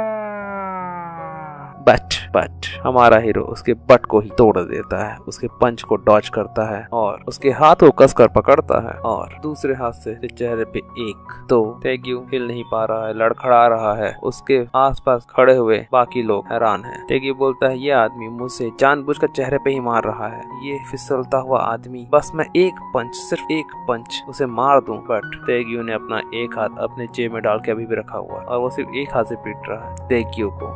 तेगियो जिन की तरफ तेजी से उछलते हुए पड़ता है, बट तेगियो बोलता है, प्लीज एक बार पड़ जाए, लेकिन जिन वहाँ से गायब है। एक पैर तेगियो के मुंह पर दन और तेगियो उछलते हुए दूर जा गिरता है। हमारा हीरो बोलता है, बैन तेगियो के दांत टूट गए हैं, मुंह से खून और लार बह रहा है दोनों। उसके शरीर कांप रहे हैं, आंखों में अच्छे से दिखाई नहीं दे रहा है, सिर्फ उसे सुनाई दे रहा है, वो भी दर्द में है। जिन बोलता है, क्या ये बहुत दर्द कर रहा है? हमारा हीरो उसे एहसास दिलाना चाहता है कि जो तुमने किया वो सही नहीं है, बट क्योंकि ये 99 बार हो चुका है, इसलिए हमारे हीरो को पता है कि even after regression so many time, मैं अपने भाई के उस दर्द को भूल ही नहीं पाता। मैं दोबारा उस जैसी घटिया फीलिंग को महसूस नहीं करना चाहता। ये सभी ख्याल जिनके मन में चल रहे हैं। तेगियो गिरा पड़ा हुआ है, बोल रहा है हाथते हुए, मेरे करीब मत आओ, मेरे करीब मत आओ। तेगियो बोलता है, प्लीज रुक जाओ। तेगियो का एक हाथ से गर्दन पे है, दूसरे हाथ से वो नहीं कर रहा है। बट जिन उसके पास आता है, उसके हाथ को पकड़ता है और कहता है, तो तुम्हें मेरे भाई के साथ नहीं लगना चाहिए था, और उसके हाथ को, उंगलियों को पूरी तरह तोड़ देता है। वह रूम तेगियो की चीखों से भर जाता है। उसकी सारी उंगलियां टूटी हुई, सिर्फ अंगूठा ही सलामत है। वह अपने एक हाथ से दूसरे हाथ के पास जाने की कोशिश करता है, बट जिन उसका दूसरे हाथ को भी पकड़ लेता है और तेगियो डर जाता है। नहीं। उसके चेहरे में दर्द दिखाई दे रहा है और एक और चीख गूंजती है जोर से। तेगियो के खून भागने लगते हैं, हमें यहाँ से निकलना होगा, जल्दी पीछे दरवाजे से निकलो। और वह चीख वानी को भी सहमा देती है। जिन बोलता है, बैंक तेगियो, अगर तुमने कभी दोबारा मेरे भाई को छूने की भी कोशिश, तुम्हें पता होना चाहिए कि तुम्हारे साथ क्या होगा। तेगियो के आंख से आंसू, नाक से खून, मुंह से खून, दांत टूट गए, उसके हाथ कांप रहे हैं। वो बोलता है, आई नो, मैं तुझे कभी भी टच नहीं करूंगा। तो कमी ने टच ही क्यों किया था तूने शुरू? शायद तुम्हें दूसरों के दर्द का एहसास नहीं है, कोई बात नहीं, ऐसे लोगों के लिए कोई ना कोई आता रहता है। जिन बोलता है, ऐसा ही होना चाहिए, बट यू सी कि तुम कब अपना मन बदल लो, तो मैं श्योर होना चाहता हूँ, राइट? और वह दोबारा बैन तेगियो के हाथ को पकड़ता है, इस बार कलाई तोड़ने के लिए। तेगियो दर्द से चिल्ला रहा, नहीं। बट हमारा हीरो क्रैक की आवाज के साथ तेगियो की कलाई तोड़ देता है। आवाज और चीखें उस घर के बाहर तक आ रही हैं और अब वो श्योर कर चुका है कि बैन तेगियो कभी और कभी भी उसके भाई को परेशान नहीं करेगा। आगे हमें दिखाया जाता है, वानी अपने भाई को अप्रोच करने की कोशिश कर रहा है, दोनों सड़कों पे चल रहे हैं। वानी बोलता है, भाई आखिर तुमने अभी वो कैसे किया? जिन बोलता है, क्या तुमने वो आर्टिकल अच्छे से पढ़ा था कि प्लेयर्स अपनी एबिलिटी रियल वर्ल्ड में भी यूज कर सकते हैं? वानी ने पढ़ा था, पर वो पूछता है, आखिर कैसे? तब जिन दिखाता है ऐसे, और उसके सामने हमारा हीरो अपने भाई को दिखाता है उस गोल्डन रोशनी के भी अपनी इन्वेंटरी से खंजर को पकड़। वानी हैरान, आश्चर्य की आंखें बड़ी बड़ी हो जाती और बोलता है, तुम 3 ईयर से एक चाकू कैसे प्रकट कर सकते हो?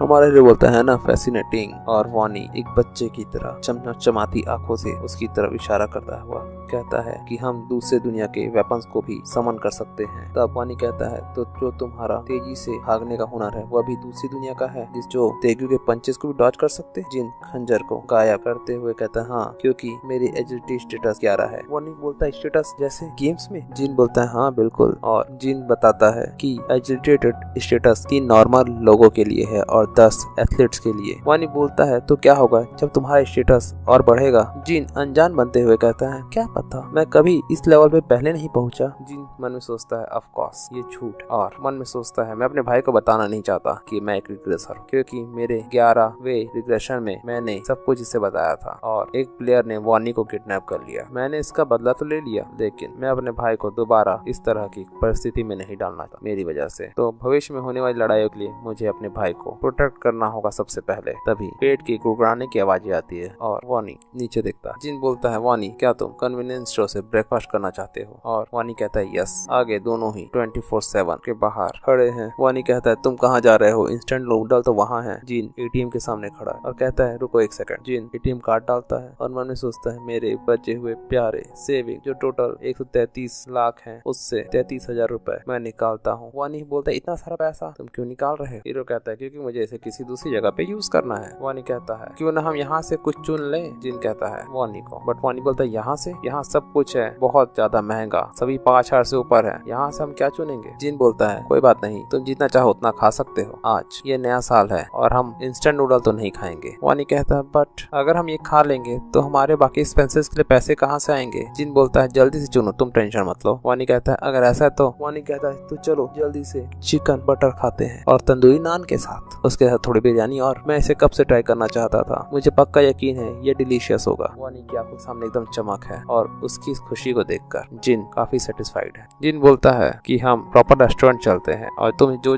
भी खाना है जितना खाना है बड़े आराम से खा लो, क्या बोलते हो? वानी कहता है हम वो एफर्ट नहीं कर सकते, मैं इसी से खुश हूँ, वो कितना भला बच्चा है। जिन मन में सोचता है बस कुछ दिन और मेरे भाई, कुछ दिन और, फिर तुम जितना और जो खाना चाहते हो मैं तुम्हें सब दिलवाऊंगा। आगे पनीर बटर मसाला को चावल में बिरयानी में रखकर वानी बड़े चाव से खाता है और ऐसे खुश होता है जिससे पूछो मत। इसको खाता देख के मेरे भी मुंह से लार निकल गया। ओह आगे वानी बहुत टेस्टी कहता है। जिन उसे देख के खुश हो रहा है। वानी उसे थैंक यू बोलता है और कहता है तुम कहीं और जा रहे हो भाई? जिन कुर्सी से उठता है और बोलता है यहीं रुको। फिर जिन एक मार्कर और खूब सारे लॉटरी टिकट लेकर आता है। वानी बोलता है तुमने शायद सारे पैसे निकाल लिए, सब कुछ लॉटरी टिकट के लिए? वहाँ उसे नोटो कहते हैं। जिन कहता है हाँ। वानी बोलता है आखिर तुम्हें इतने सारे कहाँ से निकाले अब, और ये कितने हैं? जिन बोलता है ये 20 है। वानी कहता है क्या तुमने सारे के सारे 1 लाख रुपए टिकट्स पे खर्च कर दिए? क्योंकि एक टिकट 5,000 का था। तुम्हें लगता है तुम जीत पाओगे? जिन कहता है तुम्हें पता चल जाएगा, बस देखो। और वानी देखता है कि भाई आखिर कर क्या रहे हो तुम। तभी जिन सबको मार करता रहता है, दन दन दन दन दन दन दन दन दन। अब वानी बोलता है कि तुम सबको मार क्यों कर रहे हो? वाई? तुमने मुझसे पूछा ना वाई? क्योंकि ये सभी विनिंग नंबर्स हैं, देखते हैं क्या जिन जीत पाएगा और अपने भाई को और भी बटर चिकन और बिरयानी खिला पाएगा, वो भी बारबेक्यू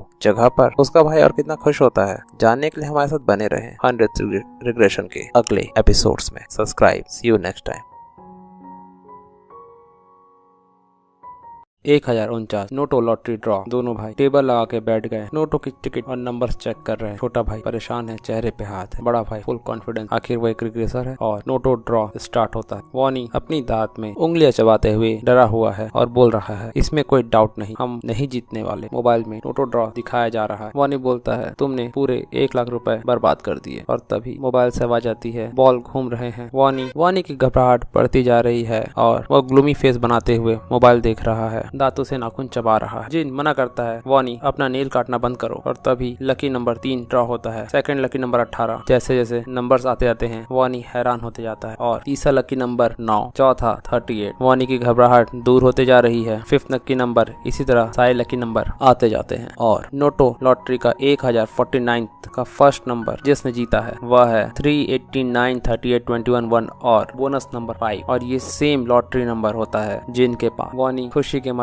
पागल हो जाता है, उसकी आंखें चमक जाती है। वो बोलता है ये तो पागलपन है, हमने पहला इनाम जीता। बड़े भाई मुझे च्यूटी काटो। जिन बोलता है खुद को काट लो। वानी बोल रहा है ये कोई सपना तो नहीं? जिन बोलता है तो क्या तुम चाहते हो ये एक सपना हो? वानी सर को ना मिलाते बोलता है नहीं नहीं, ये हकीकत ही अच्छा है। जिन कहता है डरने की कोई बात नहीं, ये ड्रीम नहीं है। वानी फिर बोलता है सचमुच ना, ये कोई सपना तो नहीं है? जिन बोलता है बिल्कुल ये कोई सपना नहीं है। और दोनों ही काफी मुस्कुरा रहे हैं। वानी हैरान है और जिन मुस्कुरा रहा है। वानी खुशी के मारे दोबारा चीखता है वाओ फर्स्ट प्राइज। जिन उसे कहता है अपनी आवाज नीचे करो, पड़ोसी तुम्हें सुन लेंगे। और शू कहता है। वानी चुप हो जाता है और एक गुफी सा फेस बनाता है। आगे जिन कहता है अब तुम खुश हो ना? वानी कहता है बिल्कुल, पर क्या तुम भी नहीं हो खुश? जिन कहता है हाँ मैं भी खुश हूँ। जिन अपनी पिछली जन्म को याद करते हुए बोलता है जब मैं फर्स्ट टाइम नोटो नंबर नहीं जीता था तब मैं बहुत एक्साइटमेंट था और एक्साइटेड था, बट बार बार दर्जन टाइम ये होते होते ये एक मैंडेटरी प्रोसेस हो गया है, जैसे कोई एनुअल इवेंट। पुनर्जन्म के पश्चात मुझे सिक्योर कैश की जरूरत थी, वो भी जल्दी से, क्योंकि 900 मिलियन डेथ हो चुकी थी तो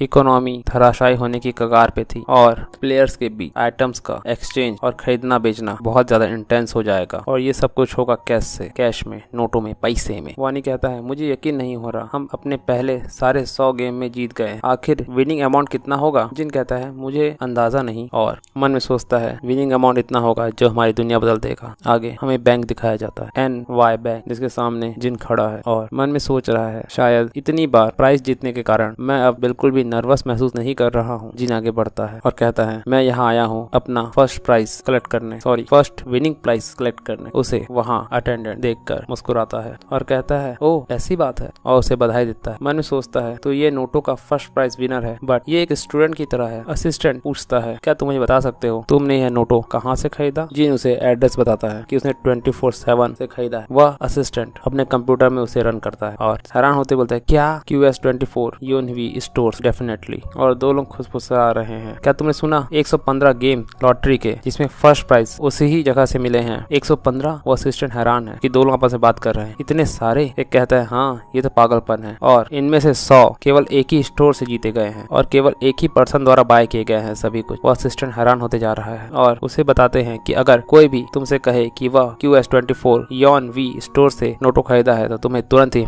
बैंक के प्रेसिडेंट को बुलाना है क्योंकि वह पर्सन VVIP पर्सन हो जाएगा, समझ गए? यह बात उस असिस्टेंट को एक बंदा बताता है। तभी जीन एंट्री लेता है और एक्सक्यूज मी कहता है। वह असिस्टेंट अपने ख्यालों से बाहर आता है और बोलता है एक्सक्यूज मी क्या तुम कुछ मिनट रुक सकते हो? यह बोलकर वो असिस्टेंट बैंक के प्रेसिडेंट को बुलाने के लिए चले जाता है और कुछ देर बाद खुद बैंक प्रेसिडेंट आकर बोलता है इंतजार करने के लिए बहुत बहुत शुक्रिया, मेरा नाम जिनो है और मैं इस NY बैंक का प्रेसिडेंट हूँ। जिन अपना नाम बताता है, मैं जिन हूँ। दोनों में हैंडशेक होता है। मैनेजर उसे बधाई देते बोलता है बहुत बहुत बधाई हो, आपने नोटों के प्राइस जीते हैं। जिन बोलता है थैंक यू। मैनेजर बोलता है चलिए किसी कंफर्टेबल प्लेस में चलते हैं जहाँ हम आपस में बात कर सकते। और उस बैंक की लॉटरी टिकट बिजनेस टीम के ऑफिस में दोनों जाते हैं। वहाँ प्रेसिडेंट के पीछे जिन है और वहाँ की रिसेप्शनिस्ट उसको देखकर उसका अभिवादन करती है और कहती है मिस्टर प्रेसिडेंट आप यहाँ हैं। और मन में सोचती है कि वो कौन है जो प्रेसिडेंट के पीछे है, क्या उनका बेटा है? तभी प्रेसिडेंट बताते हैं कि ये हमारा VVIP लकी कस्टमर है जो यहाँ अपना विनिंग मनी कलेक्ट करने आए हैं। मेक श्योर तुम वो सब कुछ करो जिससे ये कंफर्टेबल हो जाए। और ऐसा करके वो जिन की तरफ इशारा करते हैं। वह दूसरी असिस्टेंट हैरान हो चुकी है कि ये VVIP कस्टमर है, इसने 100 नोटों के लॉटरी टिकट जीते हैं। और कहते हैं वो मैनेजर की जिन तुम बिल्कुल आराम से रहो। जिन कहता है थैंक यू। लड़की मन में बोलती है शांत रहो और जिन के पास आके कहती है nice to meet you sir, please have a seat. जिन आराम से बैठता है कंफर्टेबली। वो लड़की पूछती है क्या मैं आपके लिए कुछ पीने का ला सकती हूँ जैसे जूस, कॉफी, ग्रीन टी? जिन बोलता है सब ठीक है, मैं अपना विनिंग कलेक्शन कलेक्ट करने आया हूँ। और वो लड़की कहती है ऐसा, इन दैट केस क्या मैं आपका नोटो टिकट देख सकती हूँ सर? जिन अपने नोटो टिकट से दिखाता है और वो लड़की हैरान है, मुझे यकीन नहीं हो रहा है इसने उन सभी को सेम नंबर से स्टैम्प किया है, क्या यह भविष्य जानता है या समथिंग कुछ ऐसा ही? वो लड़की बोलती है कंफर्मेशन कंप्लीट हो गया है, अब बिल्कुल 100 गेम्स के विनर है। जिन पूछता है आखिर मैंने कितने पैसे जीते? लड़की थोड़ी सी संकोची होकर बोलती है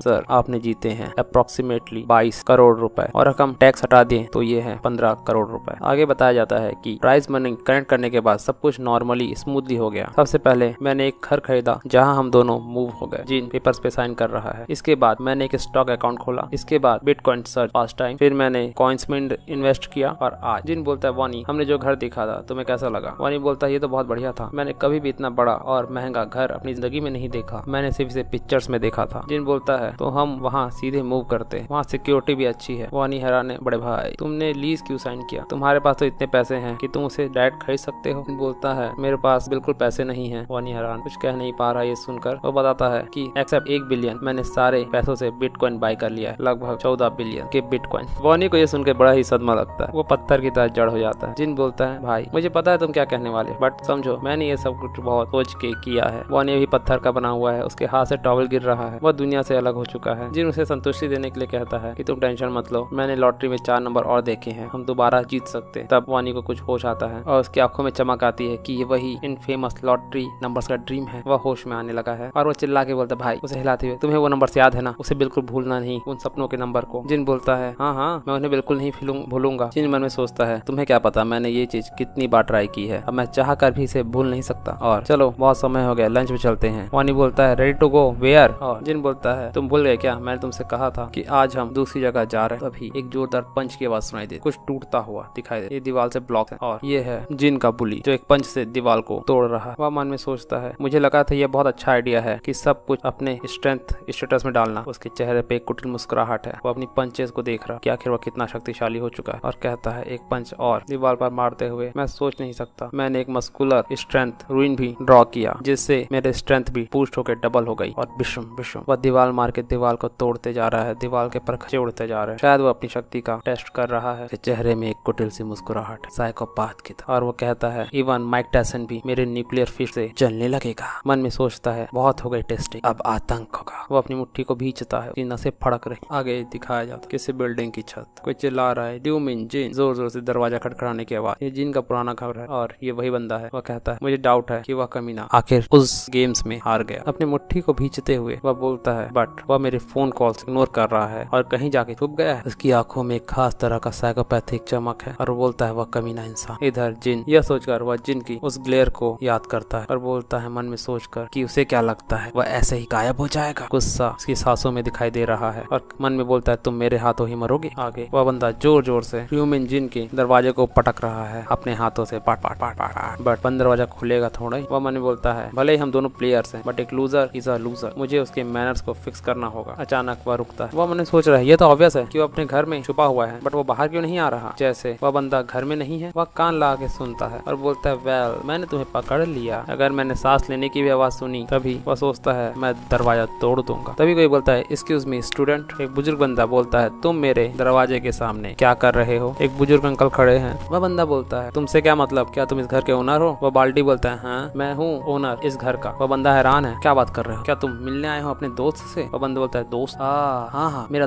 दोस्त कहाँ है वो। अगर तुम ओनर हो तो तुम ये डोर खोल सकते हो ना, मैं अचानक से अपने दोस्त से कांटेक्ट नहीं कर पा रहा हूँ, तुम इसे खोल दो। वह बूढ़ा बोलता है ड्रैन। वो बोलता है क्या, हैरान है और कहता है यह घर एम्प्टी है, जो यहाँ बंदा रहता था वो यहाँ से जा चुका है। वो बोलता है कहाँ, कब, कैसे। ओनर बोलता है आज ही, पर कहाँ ये नहीं पता। इधर बोलता है कब। अपनी मुट्ठी को भींचते हुए नसों में गुस्सा फड़क रहा है, नसों में गुस्सा फड़क रहा है। आखिर वह भाग गया कैसे, कुछ बोले।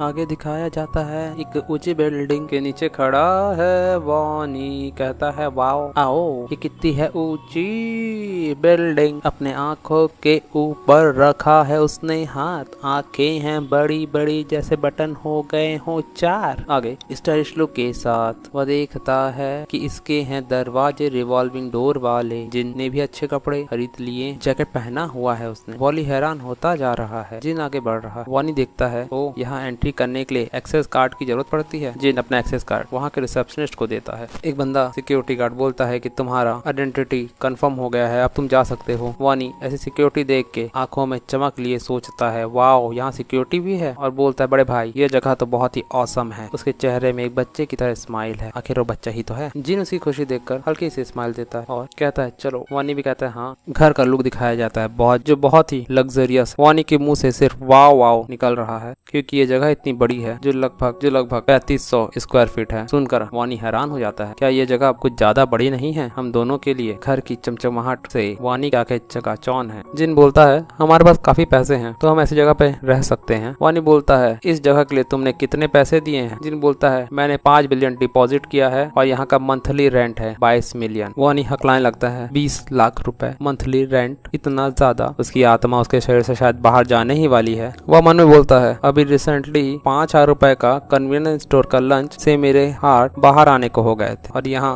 20 लाख से ज्यादा। वह कहता है भाई बड़े भाई ये कुछ ज्यादा ही महंगा नहीं है, हम किसी और जगह इससे सस्ती जगह में रह सकते हैं। जिन बोलता है नाइस एंड क्लीन, साफ सुथरा है। वह वानी की बातों पे ध्यान नहीं दे रहा है। जिन बोलता है नहीं हमें कम से कम इतना तो खर्च करना ही चाहिए क्योंकि जितना महंगा होगा सिक्योरिटी उतनी ही बढ़िया होगी, क्योंकि हर महीने की पहली तारीख को प्लेयर्स एपोलेप्सी में गिरते हैं और प्लेयर्स इस समय सबसे ज्यादा वीकेस्ट होते हैं। नेचुरल डिजास्टर जैसे आग, अर्थक्वेक और हत्यारे जो दूसरे प्लेयर्स के द्वारा हायर किए गए हैं इसी समय की तलाश में रहते हैं। हमें अन प्लेयर्स के ऐसे अटैक से बचने के लिए हमेशा तैयार रहना चाहिए। इसलिए जितने भी प्लेयर्स हैं उन्हें ऐसी ही सिक्योर जगह पे रहना चाहिए, चाहे तुम कितने भी उड़ने वाले या शक्तिशाली हो दूसरी दुनिया में। बट अगर तुम रियलिटी में मर गए तो ये सब कुछ खत्म। जिन बोलता है वॉन तुम्हें घर कैसा लगा। वॉन खिलखिलाते हुए बोलता है बहुत अच्छा। जिन बोलता है यह रिलीफ है कि तुम्हें अच्छा लगा। वानी थोड़ा सा हैरान है, कुछ सोच रहा है मन में पर कहता कुछ नहीं, उसे समझ में नहीं आ रहा है और पूछता है सॉरी बड़े भाई। जिन बोलता है हाँ, और बोलता है आने वाले मंथ में तुम दूसरी दुनिया में दोबारा जाओगे और लड़ोगे और मैं खुश रहूंगा। मैं बहुत ही थॉटलेस, मुझे माफ करना। बट वानी को एक जोर का थप्पी देते हुए जिन बोलता है, तुम इतने उदास क्यों लग रहे हो? तुम्हें क्या लगता है क्या मैं नेक्स्ट राउंड से वापस नहीं आ पाऊंगा? जिन वानी कंधे पे हाथ रखता है और वानी बोलता है, जस्ट इन केस। जिन बोलता है, तुम्हें डरने की कोई जरूरत नहीं है, चलो चलते हैं कुछ खाने। मैंने सुना है इस बिल्डिंग के सेकंड फ्लोर में जो शॉपिंग मॉल है वहाँ एक कोरियन रेस्टोरेंट है जो बहुत अच्छा खाना बनाता है, चलो। वानी बोलता है कुछ नहीं और कहता है ओके आगे। जिन के मोबाइल में कुछ आता है, वह देखता है और वह मन में सोचता है कि लगता है उसे पता चल गया कि मैं मूव्ड हो चुका हूँ। जिन हल्का सा मुस्कुराता है और मन में सोचता है मुझे इसे इग्नोर करना चाहिए क्योंकि मैं रियलिटी में इससे कभी नहीं टकराऊंगा और दूसरी दुनिया के बारे में कोई नहीं जानता क्योंकि वहाँ कौन कैसा दिखता है किसे पता। और ये वांग योंग मिन का फोन होता है, वही साइको गुस्सैल सांड। नेक्स्ट डे जिन सोकर उठता है और बोलता है, वान तुम कहाँ जा रहे हो? वान बैग लेके कहीं जाने की सोच रहा है। जिन बोलता है, कहाँ चले?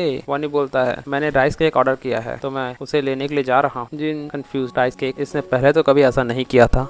जिन सोच रहा है कुछ तो गड़बड़ है दया। जिन मन में सोचता है, हम चाहे कितनी बार भी पुनर्जन्म ले लें या रिग्रेस हो जाए, situation same to same repeat नहीं होती, बट इसने आज तक कभी राइस केक नहीं मंगाया। जिन बोलता है, राइस केक क्यों? वॉन बोलता है, अब हम नई जगह पे आए हैं तो हमें आसपास पड़ोसियों को राइस केक देना चाहिए ताकि हम एक अच्छे नेबर लगे, है ना? जिन बोलता है, इसमें कोई बुरी बात नहीं एक अच्छे नेबर लगने में, तुमने ऐसा सोचा? X expected of my little brother. वानी खुश है, यस अप्रूवल मिल गया। वानी बोलता है, मैं राइस केक लेके आता हूँ और उन्हें बांट देता हूँ, तुम आराम करो। जिन बोलता है, ये अच्छा रहेगा कि हम दोनों जाएं और सबको ग्रिड करें, चलो साथ चलते हैं, मैं भी चलूंगा, चेंज करके आता हूँ। और एक बेल को दबाते हैं, टिंग टोंग टिंग टोंग। वहाँ से आती है, कौन है? और ये बोलता है, हम नए नए आए आपके पड़ोसी हैं, हम आपसे यहाँ ग्रीटिंग देने आते हैं। वानी काफी मुस्कुराते हुए बोलता है। जिन उसके पीछे चुपचाप खड़ा है, वानी के हाथ में केक है। दरवाजा खुलता है, एक आंटी बाहर आती है और कहती है, नाइस टू मीट यू। और कहती है, जैसे तुम दोनों की शक्लें मिल रही हैं, तुम दोनों पक्का भाई भाई होगे। वानी मुस्कुराते हुए कहता है, हाँ बिल्कुल हम ब्रदर्स हैं। और वानी कहता है, हम आपके लिए कुछ राइस केक लाए हैं, इसे लीजिए, जब ये गर्म है। उस केक से भाप निकल रही। वो आंटी उस केक को लेती है और कहती है, वाओ थैंक यू, हम इसे अच्छे से एंजॉय करेंगे। तब दोनों ही झुक कर उसे गुड बाय कहते हैं और आगे बढ़ते हैं और बताते जाते हैं कि हम यूनिट्स में हैं, हम अभी अभी आए हुए हैं। वानी कहता है, कुछ राइस केक लीजिए। एक अंकल आते हैं, उन्हें राइस केक दिया जाता है। जिन बोलता है, थैंक यू, आगे हमारा ऐसे ही ख्याल रखिएगा। सभी उनसे बहुत ही खुश होकर मिल रहे हैं। एक एक करके वो अपने पड़ोसियों से मिलते जाते हैं और 44 फ्लोर पर केवल एक घर है। अब तक वानी और जिन थक चुके हैं। जिन बोलता है, हाँ चलो बस ये लास्ट है, इन्हें ग्रीट करते हैं फिर चलते हैं। जिन बोलता है, वान तुम्हें पता है ये पेंट हाउस 54 और 44 दोनों ही फ्लोर्स पे है। वान बोलता है, तो वो तो सचमुच बहुत अमीर होगा। जिन बोलता है, मुझे डिटेल्स तो नहीं पता, बट कहते हैं वह एक रईस जादे का सेलिब्रिटी बच्चा है। घंटी बताई जाती है और कैमरे से कोई कुछ नहीं बोलता। जिन बोलता है, शायद वह घर में नहीं होगा, पर दोबारा घंटी बजाई जाती है और वानी बोलता है, शायद वह घर में नहीं है। तभी डोर खुलता है और वानी बोलता है, ये पर्सन है एक्ट्रेस सियोन आ रिन। एक सुंदर लड़की बाहर आती है। आगे क्या हुआ? आगे क्या होता है? ये एक्ट्रेस कौन है? क्या ये भी कोई प्लेयर है? और वो बुली जिन को ढूंढ पाएगा? अगर रिग्रेशन में सभी चीजें सेम टू सेम नहीं होती तो क्या इस रिग्रेशन में कुछ अलग होने वाला है? एक्ट्रेस उसे देखकर वानी और जिन दोनों हैरान हैं। वानी ब्लश कर रहा है और कहता है, wow she is so pretty, जैसे कोई एंजल हो। तभी एक हाथ अचानक उनके और उस प्रिटी लेडी के बीच में आता है और ये है उसका बॉडीगार्ड। वो कहता है, कौन हो तुम? क्या तुम फैंस हो? जिन कहता है, माफी कीजिए, हम अभी अभी यहाँ मूव हुए हैं निचले फ्लोर पे। बॉडीगार्ड बोलता है, निचले फ्लोर पर? वानी बोलता है, आह। बॉडीगार्ड बोलता है, तो तुम यहाँ अपने आप को इंट्रोड्यूस करने आए हो? वानी बोलता है, हाँ, और कुछ राइस के। वो अपनी बात पूरी कर पाता इससे पहले ही बॉडीगार्ड उसकी बात को काटते हुए बोलता है, इट्स फाइन, तो वैसे भी इन सब चीजों को नहीं खा सकते। जिन और वानी हैरान है, कंफ्यूज्ड है। आगे वो बॉडीगार्ड कार्ड दिखाकर अंदर एंट्री करता है और बोलता है, प्लीज। वो खूबसूरत लड़की बोलती है, ओके। और यह कहते हुए तिरछी निगाहों से उनकी तरफ देखते हुए वह खूबसूरत लड़की अंदर जाती। जिन बोलता है, मुझे नहीं पता वो दोनों कौन है, बट वो लड़का वो बेशक बहुत रूड है। और वानी को बोलता है, ज्यादा सोचो मत उस लड़के के बारे में। वानी बोलता है, हाँ मैं ठीक हूँ। और फिर अचानक से उसका फेस टर्न होता है और वो एकदम अपने चेहरे के चारों तरफ स्टार लेते हुए बोलता, चमकते चेहरे के साथ, तुमने देखा यह कितना ही अमेजिंग है? जिन बोलता है, क्या? वानी बोलता है, क्या तुमने इसे देखा? जिन अभी भी कंफ्यूज्ड है। वानी बोलता है, वो शियो आरीन है। शियो आरीन? जिन शियो आरीन वो कौन? आगे हमारा हीरो 100 बार जन्म ले चुका है लेकिन उसे शियो आरीन के बारे में कुछ नहीं पता। कमाल की बात है। न्यूज फ्लैश होने लगती है, एक्टर गैंग शियो मृत्यु हो गई हार्ट अटैक से। उनके फैन बहुत ज्यादा दुखी हैं। इसी तरह कई और फिल्म इंडस्ट्री के बड़े बड़े पॉप स्टार हीरोज उस स्पेशल इवेंट में मारे जाते हैं। कई लोग अपने चल रहे प्रोग्राम से ब्रेक ले लेते हैं, डर के कारण, परेशानी के कारण, एंजाइटी के कारण। और ये सभी न्यूज को स्क्रॉल कर रही है आहरीन। वो कहती है, हाँ आखिर इस दुनिया में क्या हो रहा है? हमें अब कुछ समझ में आ रहा है। कि शिवारिन भी एक प्लेयर बन चुकी। वह परेशान, डरी हुई है, कंफ्यूज्ड है, किसी से मैसेज में बात कर रही है। कोई पूछ रहा है, आहरीन तुमने वह न्यूज सुनी, सियोजिन की मृत्यु हो गई? आहरीन बोलती है हाँ। दूसरा बंदा पूछता है तो क्या तुम उसके फ्यूनरल में कल जाओगे? वो बोलती है हाँ जाऊंगी, मुझे जाना चाहिए, आखिर वो हमारी इतना केयर करते थे। दूसरी तरफ से कोई बोलता है हाँ हम साथ में जाएंगे। आहरीन बोलती है ठीक है। आहरीन बोलती है मन में, आखिर सुनबे यानी कि बड़े भाई जो हमसे ज्यादा फेमस थे वो भी पहला राउंड सरवाइव नहीं कर पाए। अगर मेरे पास रूइन नहीं होता तो मेरा नाम भी न्यूज की इन घटनाओं में होता और मैं इतना दूर भी नहीं पहुंच पाती। अगर मेरे पास स्पॉन्सरशिप नहीं होती मैं ऐसा पेंट हाउस कभी अफोर्ड नहीं कर सकती थी। यह सोचते हुए वो गहरी सांस लेती। हाँ, उसके पीछे उसका बॉडीगार्ड खड़ा है। वो बोलता है मिस आहरीन आप क्या सोच रहे? आहरीन अपने ख्यालों से बाहर आके कहती है नहीं कुछ नहीं। उनका बॉडीगार्ड बोलता है इट्स ओके, आप मुझे बता सकती हैं, मैं हमेशा आपकी बात सुनने के लिए आपके साथ हूँ। आहरीन बोलती है मैं सोच रही थी ये दुनिया को क्या हो गया है और क्या मैं नेक्स्ट राउंड सर्वाइव कर पाऊंगी और इस तरह के स्टफ। उनका बॉडीगार्ड बोलता है आपको डरने की कोई बात नहीं, नेक्स्ट राउंड के लिए आपके साथ मैं रहूंगा, तो यहाँ घबराने की क्या बात है, आप इतना परेशान मत हो, आपको मुझ पर भरोसा रखना चाहिए। आहरीन मुस्कुराती बोलती है हाँ अगर मैं तुम पे ट्रस्ट नहीं करूंगी तो किस पे करूंगी। वो मन में सोचती है जब कंपनी ने मुझे इस बॉडीगार्ड को दिया था तो मैं बहुत वरी कि ये मुझ पर नजर रखने के लिए दिया गया है, बट अगर यह बंदा फर्स्ट राउंड में मेरे साथ नहीं होता तो मैं फर्स्ट राउंड से निकल ही नहीं पाती। यहाँ उनकी पुरानी यादें दिखाई जाती हैं पहले राउंड की। बॉडीगार्ड बोलता है मैं आपको प्रोटेक्ट करूंगा चाहे कुछ भी हो जाए। आहरीन बोलती है okay thank you so much और बोलती है बाय द वे हमारे पास नीचे के माले में न्यू नेबर्स हैं और वो राइस केक बहुत ज्यादा यमी लग रहा था। बॉडीगार्ड बोलता है अगर आप ऐसे चीजें खाएंगे तो आपका वेट बढ़ जाएगा, बट वो लोग तो सिर्फ हमसे एक अच्छे पड़ोसी की तरह मिलने आए थे, शायद हमने उनकी फीलिंग्स को हर्ट कर दिया है। बॉडीगार्ड बोलता है इट्स फाइन, वो लोग हमें अगर कुछ दे रहे थे तो हमसे भी बदले में कुछ लेने की उम्मीद रख रहे होंगे। मन में आहरीन सोचती है वे लोग बुरे पर्सन तो लग नहीं रहे, बट उनमें से एक जो लगभग 15 साल का लग रहा था, ऐसा लग रहा था कि उसने 100 गॉब्लिन्स को मारा है और सरवाइव किया है ना? उनका बॉडीगार्ड बोलता है हाँ शायद। आहरीन बोलती है फिर तो ये अमेजिंग बात है कि कोई इतने क्रूअल एक्सपीरियंस के बाद भी इतना काम कैसे रह सकता। उनका बॉडीगार्ड बोलता है आपने भी 100 गॉब्लिन्स को मारा है, ये उतना भी हार्ड नहीं है, जो नहीं कर पाए वो तो केवल बेवकूफ है। आहरीन मन में सोचती है तुम स्किल्ड हो वर्ल्ड स्टैंडर्ड से भी ज्यादा, तुम ऐसा बोल सकते, पर मैं और हम उस गाय जितने स्किल्ड नहीं। हमें उनकी फ्लैश मेमोरी दिखाई जाती है ब्लैक सिंथ और वह सोचती है मन में कि मुझे तो लगभग गॉब्लिन्स के लिए बुरा लगने लग गया था जब वो गॉब्लिन्स को मारने जाता है और वो बंदा भी इस दुनिया में कोई नॉर्मल जॉब कर रहा होगा। क्या मैं सेकंड राउंड सरवाइव कर पाऊंगी अगर मैं उसके साथ होती? यह सोचकर कांपते हुए एक हल्की दुखी और खुश भरी मुस्कान के साथ वह सोचती है मैं लकी रहूंगी अगर मैं नेक्स्ट राउंड सरवाइव कर गई तो। जनवरी 31 ट्यूसडे 11 बजे सुबह वानी घर की सफाई कर रहा है। जिन आता है वानी मैं घर आ गया, बड़े भाई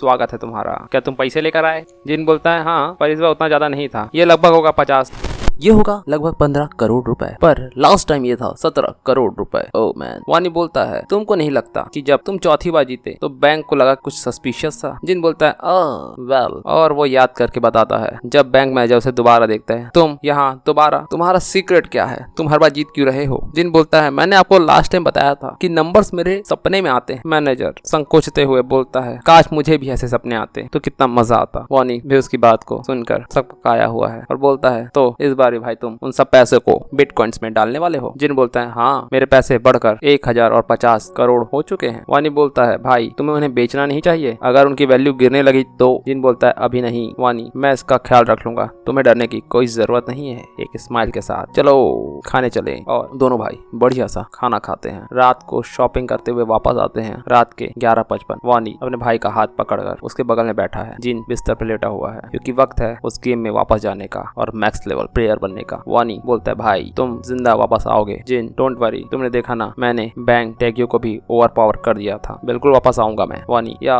बट स्टिल डर मत छोटे भाई, मेरे बारे में चिंता करने के बजाय जाओ थोड़ा सो लो, जब तुम उठोगे तो मैं भी उठ चुका होऊंगा। यह कहते हुए वानी सपनों की दुनिया में चला जाता है। सी यू और वेलकम बैक ब्लैक सिंथ इन प्लेयर्स वर्ल्ड। सभी प्लेयर्स उस दूसरी दुनिया में आते हैं। हम दोबारा यहाँ आ गए, वाओ ये 1 सेकंड में ही हो गया। कोई बोल रहा है हम दोबारा यहाँ हैं, दूसरा बोलता है ये वो लोकेशन नहीं ये दूसरी लोकेशन है। तभी लोगों की नजर उस पे पड़ती, अरे ये वही है जिसने पहले राउंड में फर्स्ट रैंक हासिल किया, ब्लैक सिंथ। ब्लैक सिंथ मन में सोचता है लगता है बहुत सारे पीपल मुझे रिकॉग्नाइज कर पा रहे हैं और इसलिए वो सब मुझसे एक डिस्टेंस बना के रखे हुए हैं, लगता है सभी लोग यहाँ हैं। मन में सोचता है ब्लैक सिंथ कब वो आने वाली है। तभी सभी आ चुके हैं। एक एंजल सी आवाज, राक्षसी एंजल सामने प्रकट होती। लोग बोलते हाँ ये तो डिफरेंट एंजल है। ओ क्या हुआ पुरानी वाली को? एंजल एक्सप्लेन करती है वो एंजल जो इंचार्ज थी फर्स्ट राउंड की। एक एक्सीडेंट की वजह से वह नहीं आ सकती। अब यहाँ से सारा खेल मैं चालू करूँ। ह्यूमन, तुम्हें चिंता करने की कोई जरूरत नहीं। और ऐसा कहकर एक कटिल से स्माइल देते हुए वो मुस्कुराती है। अब जबकि सब लोग यहाँ आ चुके हैं, राउंड 2 शुरू किया जाए। इतना कहते ही एक पॉपअप सबके सामने हाजिर होता है। टिंग टिंग टिंग टिंग टिंग टिंग। और ये है सेकंड राउंड, मेन क्वेस्ट, जिसमें बताया जाता है आपको एक जोन रिप्रेजेंटेटिव चुनना है 3 घंटे के अंदर। और टोटल कितने जोन्स हैं इसकी जानकारी आगे दी जाती। लोग सोचते हैं हाँ, एक जोन रिप्रेजेंटेटिव क्या है ये? मुझे लगा था इस बार भी हमें मॉन्स्टर से लड़ना होगा। वेट, देखो ये नंबर्स को, कितने सारे लोग पास हुए हैं। तो क्या हम सब भी ये राउंड सरवाइव कर सकते हैं? एंजल कहते, तुम लोग बहुत ही कंफ्यूज लग रहे हो, मैं तुम्हें समझाती हूँ, सुनो कान लगा के। जैसे कि ये राउंड कॉम्बैट राउंड नहीं है, तुम्हें सिर्फ और सिर्फ एक अपने जोन का रिप्रेजेंटेटिव चुनना होगा, दैट्स ऑल। और अगर तुम जोन रिप्रेजेंटेटिव बन जाओगे तो तुम लोगों को फोर्स कर सकते हो कुछ भी करने के लिए, जैसे रेंगने या मरने के लिए। है ना ये कितनी ज्यादा अमेजिंग अथॉरिटेटिव पावर। लोग गुस्से, कंफ्यूजन, हैरानी के साथ उस एंजल की बातें सुन रहे हैं। एंजल कहती है अब से 3 घंटे बाद हम वोट के लिए यहाँ मिलेंगे, तुम्हें तो बस चुनना है एक जोन रिप्रेजेंटेटिव। एक बंदा पूछता है क्या बस इतना ही और कुछ नहीं? एंजल बोलती है हाँ इतना ही, तुमने अपना वोट दिया और तुम पास होके अपनी दुनिया में वापस लौट जाओगे। यह एक तरह का एक रेस्ट राउंड है। लोगों के बीच हर्षोल्लास का माहौल है। ये you can pass just by voting. इस बार हमें मरने की जरूरत नहीं है। We don't die to fight, it's too easy compare to last round. Angel, तो आपस में डिस्कस कर लो, तुम्हारे पास 3 घंटे हैं, कौन होगा जोन रिप्रेजेंटेटिव? काउंटडाउन दिखाया जाता है स्क्रीन पर। लोग वही खुश हैं कि जोन रिप्रेजेंटेटिव चुनना है 3 घंटे में। वाह वाह वाह। और यहाँ सैंगमैन, इसको हम गुस्सैल बोलेंगे, नाम याद रखने में आसानी हो। गुस्सैल अपने दांत को भींचते हुए बोलता है I was really prepare to fight. कितना बोरिंग है ये। योंगमिन का लैकी बोलता है योंगमिन जस्ट जाने दो, कंप्लेन मत करो।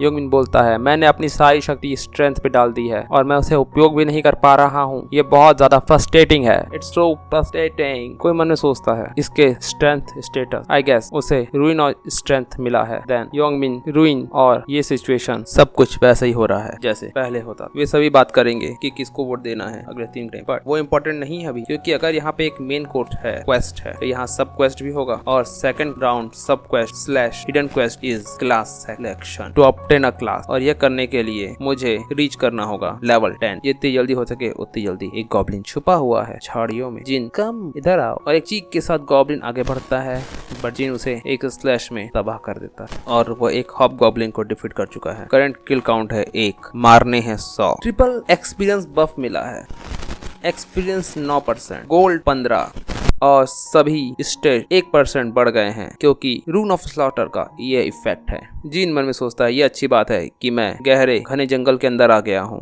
हंट करने के लिए। और जब एक गॉब्लिन होता है तो वहाँ और भी गॉब्लिन्स होते हैं। अपने खंजर को बाहर निकालते हुए गॉब्लिन्स की लाल आंखों को देखते हुए जिन मुस्कुराता है और गॉब्लिन्स पे टूट पड़ता है। स्लैश, पंचेस, किक्स और पॉपिंग नोटिफिकेशन के साथ उसने 5 गॉब्लिन्स को खत्म कर दिया। उसके स्टेटस पे इफेक्ट है रूइन ऑफ स्लॉटर का, वो दिख रहा है और वो लेवल अप करते जा रहा है। 2.5 घंटे बचे हैं वोटिंग खत्म होने में। जिन अभी तो सिर्फ आधे घंटे हुए हैं। स्टेटस विंडो जिन लेवल 9 पे पहुंच चुका है। 8 स्टेट पॉइंट है उसके पास। वो बोलता है मैं लेवल 9 ऑलरेडी अचीव कर चुका हूँ और मैं ये सारे पॉइंट्स अपनी एजिलिटी पे डाल देता हूँ। इट्स मेक सेंस कि तुम अपने सारे स्टेटस को स्ट्रेंथ में डालो अगर तुम्हारे पास रूइन ऑफ स्ट्रेंथ है, बट ये आइडिया सभी क्लास के लिए काम नहीं करता। तुम मर जाओगे अगर तुम तेज नहीं हो और क्रिटिकल हिट डॉज नहीं कर सकते अगर तुम कितने भी स्ट्रॉन्ग क्यों ना हो जाओ। इसलिए तुम्हारे स्ट्रेंथ के 4 कंपोनेंट है, स्ट्रेंथ, इंटेलिजेंस, एजिलिटी और लक। जो स्ट्रेंथ है वो इफेक्ट करता है physical damage, stamina, defence and defensive power. जो आपकी इंटेलिजेंस है, बुद्धिमत्ता है, वो मैजिकल डैमेज, मेंटलिटी और कैलकुलेशन स्पीड को इफेक्ट करती है। एजिलिटी जो इफेक्ट करता है वो है अटैक स्पीड, मूवमेंट स्पीड और इंप्रूव डॉजेस। जो लक का इफेक्ट है वो अफेक्ट करता है chance of critical damage, item drop और एक्स्ट्रा गोल्ड रिवॉर्ड। सब कुछ जरूरी है बेसिकली, बट जो ग्रिम रिपर क्लास है वो यूज करती है बोथ फिजिकल और मैजिकल डैमेज। तो ये अच्छा होगा कि मैं अपने सारे स्टेट्स को इक्वली बढ़ाऊं। तभी पीछे की तरफ नजरें रोल करके वो देखता है। लगता है कोई मेरे पीछा कर रहा है। मैं उस पे अटेंशन अटेंशन नहीं दे पा रहा था क्योंकि मैं लड़ रहा था। लगता है I have a company, but ये पहले कभी नहीं हुआ। जिन अपनी खंजर को आगे दिखाते हुए बोलता है, मुझे नहीं पता तुम कौन हो, बट सामने आओ और अपनी पहचान बताओ, नहीं तो मरने के लिए तैयार हो जाओ। तभी आगे आती है वही खूबसूरत बाला। मैं हूँ यहाँ पे सियोन आहरीन। जिन, ओ ये पर्सन, ये तो एक्ट्रेस है, तो ये है वो जो मेरा पीछा कर रही है। आहरीन बोलती है, सॉरी तुम्हें फॉलो करने के लिए। उसका बॉडीगार्ड भी बाहर आता है, मुझे भी माफ करना, हम तुम्हें किसी बुरे इरादे से फॉलो नहीं कर रहे थे, तो प्लीज काम डाउन। और ये है बॉडीगार्ड का नाम सेंगचियोल। जिनको याद आता है एंग सेंगचियोल जो माँ ग्योन रॉक्स का राइट हैंड था, वो सेंगचियोल को याद करता है। ग्योन रॉक्स सबसे बड़ा लड़का, देश के सबसे बड़े कॉर्पोरेशन का, जिसका नाम था हेवनली डीमन। और ये वो लोग है जिसके मैं पीछे था। अगर ये मेरे साइड में होगा तो स्ट्रॉन्ग बनना मेरे लिए बहुत आसान हो जाएगा, बट मुझे उस प्रिस्ट की भी जरूरत होगी जो माँ ग्योन रॉक के साथ होगा 20वें राउंड में। मैंने सोचा नहीं था कि मैं माँ ग्योन रॉक के राइट हैंड से इतनी जल्दी मिल लूंगा, बट ये सियो आहरीन के साथ क्यों घूम रहा है? क्या ये वही इंसान है, उसका बॉडीगार्ड? अब जब मैं सोचता हूँ अच्छे से, तब मुझे याद आता है माँ ग्योन रॉक की कंपनी सेलिब्रिटीज को स्पॉन्सर कर। फिर भी वो बोलता है, तुम कितने देर से मुझे फॉलो कर रहे हो? जी मुझे पसंद नहीं अगर फ्यूचर बदलता है, इससे मेरी प्लानिंग फेल हो जाती है। जिनको जवाब मिलता है, शुरू से जब तुम फॉरेस्ट में डर के, तब से हम तुम्हारे पीछे आ रहे हैं। आहरीन बोलती है, सॉरी क्या हमने तुम्हें अपसेट कर दिया? तुम मुझे फॉलो क्यों कर रहे हो? जिन बोलता है, आहरीन बोलती है, कोई बुरी नियत नहीं है, हम तुम्हें कुछ ऑफर देना चाहते हैं। An offer? ओके हाँ, तुम फर्स्ट आए हो फर्स्ट राउंड में, सो उसकी बात को पूरा करते हुए बोलती है, क्या हम आपस में टीम बना सकते हैं? जिन, हाँ टीम ये वर्ड तभी एप्लीकेबल होगा जब मुझे तुमसे भी कुछ फायदा होगा।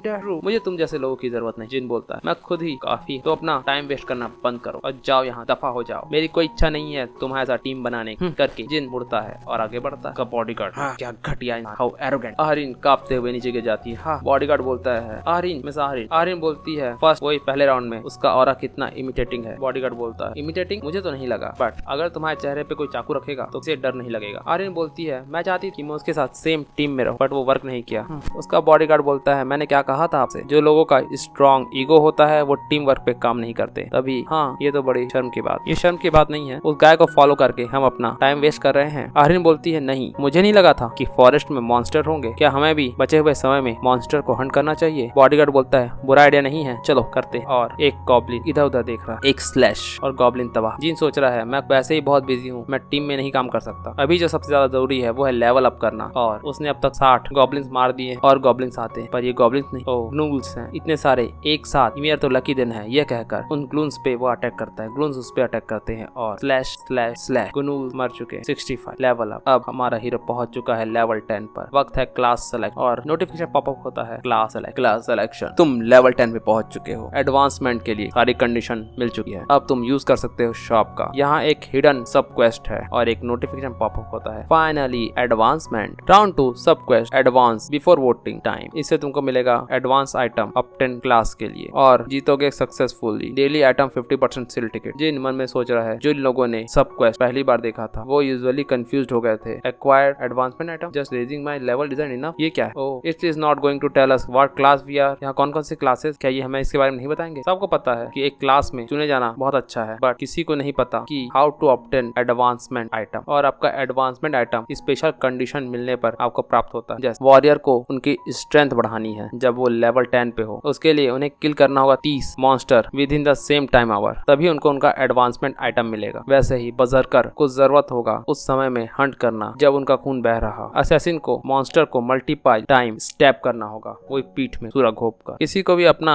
एज एडवांसमेंट अगर आइटम चाहिए तो उस क्लास से रिलेटेड काम करने। शुरू में मैं भी डिफरेंट मॉन्स्टर्स को ट्रैक डाउन करता था और उनसे डर कर फॉरेस्ट में छिप जाता था और इससे मुझे मिला हंटर क्लास। बट जब मैंने रीपर क्लास के बारे में सुना तब से मैं रीपर क्लास में ही जाना पसंद करता और वो यूज करता है उस एंजल के खून जो उसे फर्स्ट राउंड में मिला था। और पता चलता है तुमने यूज किया है एडवांसमेंट आइटम, तुम्हारी क्लास कभी भी चेंज नहीं हो सकती, सो सेलेक्ट कॉशियसली। क्या तुम बनना चाहते हो रीपर? और यस के साथ ही उस सुनहरी रोशनी में जिन बदलता है डार्केस्ट पर्सन द रीपर और उसे मिलता है रीपर रूइन। दिन के समय तुम्हारी अटैक स्पीड डबल होगा और रात में तुम्हारे अटैक स्पीड 50% बढ़ जाएगी। रात में तुम्हें खोजना भी मुश्किल होगा। वह सुनहरी रोशनी अब एक लाल रोशनी में बदल, वह रूइन एब्जॉर्ब हो चुका है जिन के शरीर और उसे मिलता है रीपर्स का सेंस, यानी कि रीपर की हंसिया। जिन मन में सोचता है मुझे दोनों मिल गए, रूइन और वेपन और 50% सिल्टिक। अब उसका रैंक बिगनर से अप्रेंटिस हो चुका है। स्टेटस विंडो में नई जानकारी दिखाई दे, जिनका नाम ब्लैक सेन, उसका रैंक है अप्रेंटिस लेवल 10 रीपर क्लास।